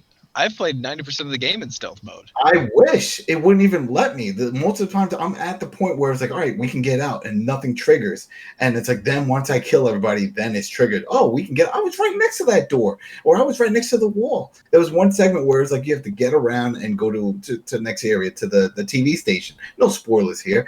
It's just you have to get around. I'm like, okay, I stealthed around. No one detected me. I'm standing there. I'm like, I should be able to climb over this wall. I can't do it. So then I go and I search, I engage some people. I'm like, fuck, I might as well. And I kill them all. Then it tells me, let's go back to that same spot. And then I got to go and shimmy the chick over. I'm like, well, I was just here. Oh, yeah. No, Brooklyn Bear Bad. It is guilty of that. Although there are times I've seen that I can pop through and be like, oh, well, apparently I just skipped that shit. Yo, Adam, Brooklyn Bear said, why don't you watch it how a streamer does it? See, there you go. But then that would spoil the story. I don't want to spoil the story for myself. By the way, if you were to watch an Adam stream and Brett stream of the game, it would be very different, wouldn't it? A different experience, even. Yep. You just a lot of cursing on mine. Motherfucker, fuck this bullshit. And if you watch a Carl stream, it'd just be the whole time. I'm pretty close to this game is a weird conundrum to me because I am enjoying the gameplay, but I'm also not enjoying the gameplay loop. Like Brian kind of nailed it on the head. Like, God damn it! Like, integrate stuff a little bit more. Right? Playtime now. It's hide time now. It's combat time now. It's story time. Yeah. By the way, it's all great. Yeah. Let's not get too distracted. Fergus. Brett, hold on. Yeah. Brett. Fergus wants to tell you that he's not sure if he could go mouse and keyboard. Because you suggested PC gaming controllers, Brett. Most. Not all, but a lot of them do. Most of them do, and even then, like if you get really into it, you can buy the Steam controller and just assign buttons to whatever the fuck you want, even if it doesn't allow you to. You can't buy the Steam controller anymore. It's pretty much discontinued. You can get them secondhand, but they're stupidly expensive, like 3-4 times the price. Man, I bet. Oh damn. Yeah, most of the times, you can plug in an Xbox store. A lot of it is game support, and Steam has something called Big Picture Mode, which basically turns into a user interface more like PlayStation, Xbox, where you can use the actual controller. Yo, by the way, not for nothing, that Big Picture Mode, that interface is way fucking better than PSN and Xbox Live. Just saying. It is. Yeah. But I'm just saying, like, it takes it. You don't have to use a mouse and keyboard. Like, you can literally just start Steam, and then from there on, everything's controlled with the controller. Yeah. Yeah, Steam is dope. And if that doesn't work, Fergus, you can just watch someone play it. Oh man! All right, let's move on here because we're coming up on a lot of time here. All right, next up we got Tennessee Sooner, who asks us, and I'm stalling for time here. All right, I am trying to get my sons into RPGs. What JRPGs or RPGs would you recommend for newcomers? He goes, I got a couple of them loosely into Persona 5. Very cool. All right, so how do we get somebody into the RPG or JRPG genre? What would be some good introductory games? My Man, first just go. RPG. What happened? We all Brett? know what it is. Hold on, we're all talking at the same time. Man, you go first. I'm gonna say this: Final Fantasy IV or Final Fantasy, 2. We want to call it. I feel like that one's a good. It's not super crazy. There's enough in there. It's not so overly complicated. There's not 1,000 characters that you need to play at the same time or at 2 different times. Is there a remake of like a remaster? Yes, there is on PSP. Yeah, it's and on Vita. PSP. You know, It's on PSP. I would. The only problem is that if you wanted to play it on I think it's on Steam, but I don't know if it's the good version. None of those are good. If it's Final Fantasy before 7, they're not good on Steam. Oh, they did do the really nice remake that they did for the DS. That's actually No, I really don't good. play that one either. That was that 3D bullshit. Play the one on PSP. You know? No, it's a decent game. I mean, like. By the way, that's the one on Steam. By the way, no. That's the one on Steam. It's a decent one. I played through that whole game, and it's actually pretty cool. I mean, it's nowhere. Obviously, it's not the simplicity of the original one, but Here's the thing. Will the thing is that, like, for modern eyes, will people want to go? So will your kids want to go back to that sort of idea? I don't know. If they want something that seems a little bit more modern, you could go with that for the remastered 4.1 with all the fancy cinematics, or you can go to the original one. But that's the one I would say, because I would say, like, if you go too far back, if you're going Final Fantasy, the original Final Fantasy and all those games, I feel like those games didn't, as simple as they are, but I feel like for modern eyes they might be a little bit, a little too far for younger people. Because again, it's like the biggest hurdle that I've always seen, it seems to get in the way with younger people is the way something looks. If it doesn't look like something from now, or something that they see on TV or any of the other games, then they'll be like, I don't want to play this. This looks weird. But Adam has some gamers in training. So what do they think of those sorts of things? Oh, also, I would say RPGs. I mean, are they into Pokemon games? Because No. literally, that is baby's first Pokemon. Yeah, I was about to say, we always RPG. call it baby's first Pokemon. Nope. Baby first RPG right there. Yeah. My daughter just likes playing Minecraft, Minecraft Dungeon. Is that an RPG though? Box. Forgot what it's called. Some weird box. Roblox. Those aren't RPGs though. They're not. These are the games she's into though. I try to get into gotcha. other things. These are the things she gravitates to. Gotcha. And Mario Kart, Cooking Mama. The only one that's sort of RPG, I guess, is Animal Crossing. She got into that really hard for like a few weeks, and then now she don't give a shit. So I'm like, oh, what's your character doing now? I don't care. It's a holiday. That's probably what happened. What about like Dragon's Quest 11? She hasn't. I haven't given her. Yeah. By the way, I mean, that's a question. Yeah, Brett. Yeah, I mean, Yeah, no, Chris, I would second that. Quest, by the way, I think we could all agree Pokemon, that's a great one to get started. But yeah, Dragon Quest 11. Not only is it like classic JRPG mechanics, but it looks fucking nice. Pretty. Chris, that's a great one. Dragon Quest 11 is a good one, and I'm gonna throw it in because again, kids like nice graphics and flashy shit. Final Fantasy 7 remake, fantastic. They'll like that shit a lot. It's just visually popping all the time. And it's action, because remember, we're not just doing turn-based here. It could be any RPG. All right. What others? Carlos, man. I would definitely I guess it just depends on what kind of RPG. Like, I'm guessing it's a JRPG that they're talking about. It could be a Western RPG too. Yeah. Okay. Like an introductory one. That's what you're trying to go for. Go with Shadowrun. I mean, I would definitely go with the recent. I mean, you're talking about your kids. It's getting them into Final Fantasy IV might be a tough entry level for someone that's from that generation. So I would suggest something more recent, maybe like a Dragon Quest 11. Yeah, that's what we said. Yeah. Yeah, like Persona 5. They said that they're. Yeah. I mean, so that's a really good one actually to start. Yeah, that's a good introductory one too. Yeah. So yeah, Dragon Quest 11, Persona. Western RPGs. I don't know. I guess maybe the Fallout games, like Fallout 4 at least. I would say play those games when you're a little bit more more comfortable with RPGs, because I'm thinking about it now, most Western RPGs are pretty complicated. They're like more for advanced Dude, gamers.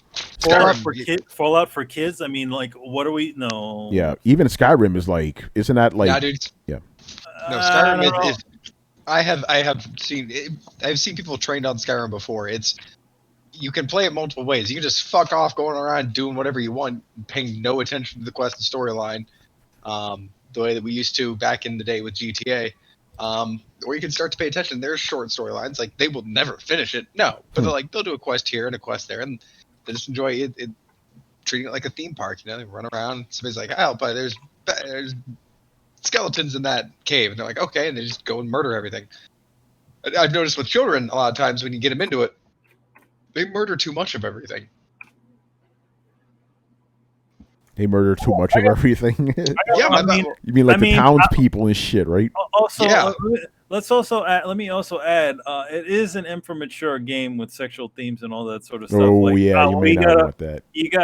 Like, this is, if we're talking kids, we're probably not. Yeah, let's be responsible here. Yeah. It's got to at least be in the T for teen range. Yeah. Final Fantasy 15. Wait, Skyrim is M? Yeah. Yes, of course it is. So is Fallout, bud. Oh, I wouldn't say to go to Fallout. Skyrim's a bit simpler than Fallout. Yeah. I'm Manny, thank you for saying that, because we're always here telling parents to look at the rating. We got to do the same too, Yeah, I mean, here's the thing. Granted, 80s us or fucking 90s us, we probably would be playing it. I was playing Rise of the Dragon at under the M for mature rating. Dude, I was fucking playing. Both of us were playing Mortal Kombat when we were 11. Mortal Kombat on the. Ripping people's spines out and shit. But I feel like, oh, that's just fucking game. Not to say this, but I think at least our sort of generation might have been a little tougher. Might have been. Come on, man. I mean. But we'll be responsible and say, like, in the T, up to the T. Pokemon, you can't go wrong with that. That's an E for everyone game. Yeah. I mean, the Final Fantasy games all hit that same thing too. Yeah, pretty much. What was it? The Final Fantasy, newest Final Fantasy VII. You know what? I'll take back Final Fantasy VII. There's a lot of cursing in that shit. Is it Final Fantasy VII? Fantasy VII remake? Yeah. Well, here's the thing. One of the reasons I would talk about, especially doubling down on the Pokemon thing. All Pokemon games have a theme, and that theme is that there is a rival who is, kind of you're going neck and neck with. If you have two kids, you basically turn them on each other with Pokemon in the best way possible. Like, it fits the theme. Like, I've noticed playing Pokemon with a friend. Like, I played it with Morgan, and it was much more fun to have a friend who was kind of going through the same thing as you, because it lended itself well to the narrative experience of, you have a rival that is, competing against you, and you're like, yeah, but it's not this jackass over here, it's my friend. So I would definitely say, something that you can, I hate to say, like, yeah, but you can pit them against each other with Pokemon. Be like, oh, who's got what? Oh, you got this thing? Have you fought your brother lately? And that, I mean that in the way that it would keep people interested longer, I think. That makes sense to anybody other than me. Yeah, I don't know. You're pitting your children against each other? Yeah, I don't know if you want to do that. Yeah, I don't know. Kind of, yeah. Like the whole theme of the Pokemon games is, if you don't have a rival, you can't rise to be the best you possible. And so, like, you try and find somebody to gauge yourself against and strive to be your best. Like, it's a wholesome idea. I'm just putting it in a really bad way. All right, man. Any other RPGs? Actually, let me look at the chat real quick. What are you guys saying in there, man? See, the Chrono Trigger. Yeah, that's a good one. Chrono Trigger's a good one. Yeah, Final Fantasy 9. Yes, that's a good one. Because it still looks graphically good, and it's been remastered recently. Great. Yeah, they yeah. redid all the textures on there. Yeah, that's actually a good one right there. Link's Awakening, is that an RPG? I don't know about that. Good game, but not an RPG. All right, let's move on. Yeah, what's up? You could consider the Legend of Zelda games RPGs. They're action RPGs, but they aren't. Yeah, meh. You have no leveling or anything. Yeah, there's no so leveling I don't or know. yeah, But I think he wants those sorts of games, right? Like a the traditional RPG. Yeah, traditional RPG. Yeah. yeah, yeah. All right. Last question of the night, also from Tennessee Sooner. This one is a little bit of a longer question. All right. He goes, I listened to y'all talk about NBA 2K21, and there's something I'd like to clear up about the next gen quote unquote port topic. It's come out that the current gen game will be almost the same as last year's. The neighborhood where everybody grows up to play 3 versus 3 will not change, and it's speculated that the upgrade system will be the same as well. But according to their social media guide, next gen will be an entirely different game that actually expands on the system. That's why the only thing that can cross over is the virtual currency and my team cards you've earned. New upgrade system, new neighborhood, all that will be different on the new consoles. It still seems like a shitty practice because some idiots will pour real money into upgrading the current gen character that won't cross over in 2 months. But my question is, are any other games coming out for both systems like this year, making a game that's not porting forward, but it's a completely different game on both consoles? Yo, he schooled me. I didn't know about any of this shit. Yeah, no, that's what we're talking about with the VCs.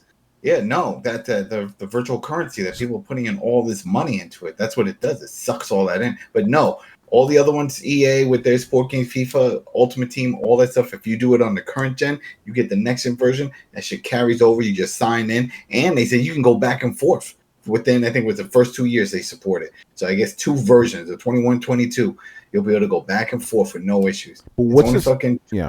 What's this other stuff he's talking about? He says it sounds to me like you're getting completely different gameplay features in the new game. Am I understanding that wrong? things that because it's on a new engine, some of the things aren't going to carry over. That's what they're saying. So it's okay. It's the what's that thing situation? It's the Nemesis. It's a Nemesis system. Yeah, so I guess some of the stuff that's in it, because they haven't really clarified all of that, but they just said they did say that it's on a different, and this is how they're trying to sell it for the extra $10. Oh, it's a new engine. There's all these new assets. There's all these new ways of putting textures onto things that the current gen can't support. It can't handle. All that type of shit. So we'll have to wait.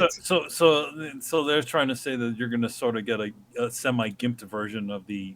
Against, but then it's weird because they're also saying that there's some things that won't carry over. So I'm just giving an example from the way they're describing it. If I buy certain assets from my character, my career mode, and then I go to play it in the next new version, that shit that I purchased won't carry over. I just threw that money away.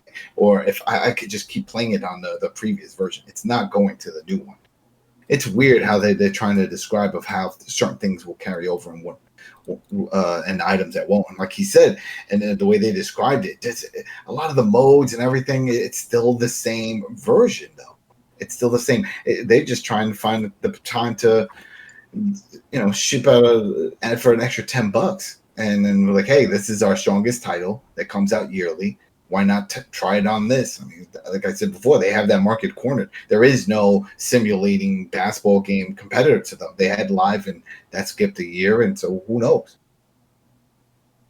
If you want that simulation basketball with the rosters and all the names and logos and stuff, this is the only way to go. Get them by the balls, Yeah. All right. I have literally nothing to add to this one. I don't fucking know. All right, so that's going to do it for us, people. Let's get out of here. So thank you for watching and listening. Leave us your questions in the Throwdown Discord server. We'll answer them on next week's show. Subscribe to Throwdown on SoundCloud, iTunes, and YouTube. Follow us on Twitch, Twitter, and Facebook at Throwdown Show. Links are located in the description below. Once again, our show is Tony Polanco, and tonight I was joined by Emilio Lopez. See you later, guys. Chris Seeley. Hey, take care, everyone. Carlos Romero. Jesus. Brett Murdoch. Some real party people. Adam Vale. Have a good week, everybody. And Brian Manjoma. What happens if you're playing a video of someone streaming a video of someone playing a game? Bruh. Blew my mind, man. Blew my mind. All right, people. We'll see you on the Thursday show later. Oh, by the way, Deuces. Yo, man, I'm trying to shut down the show, man. We'll do, say that for the top of the next one. We'll see you. Peace out. later. Latest. Bye.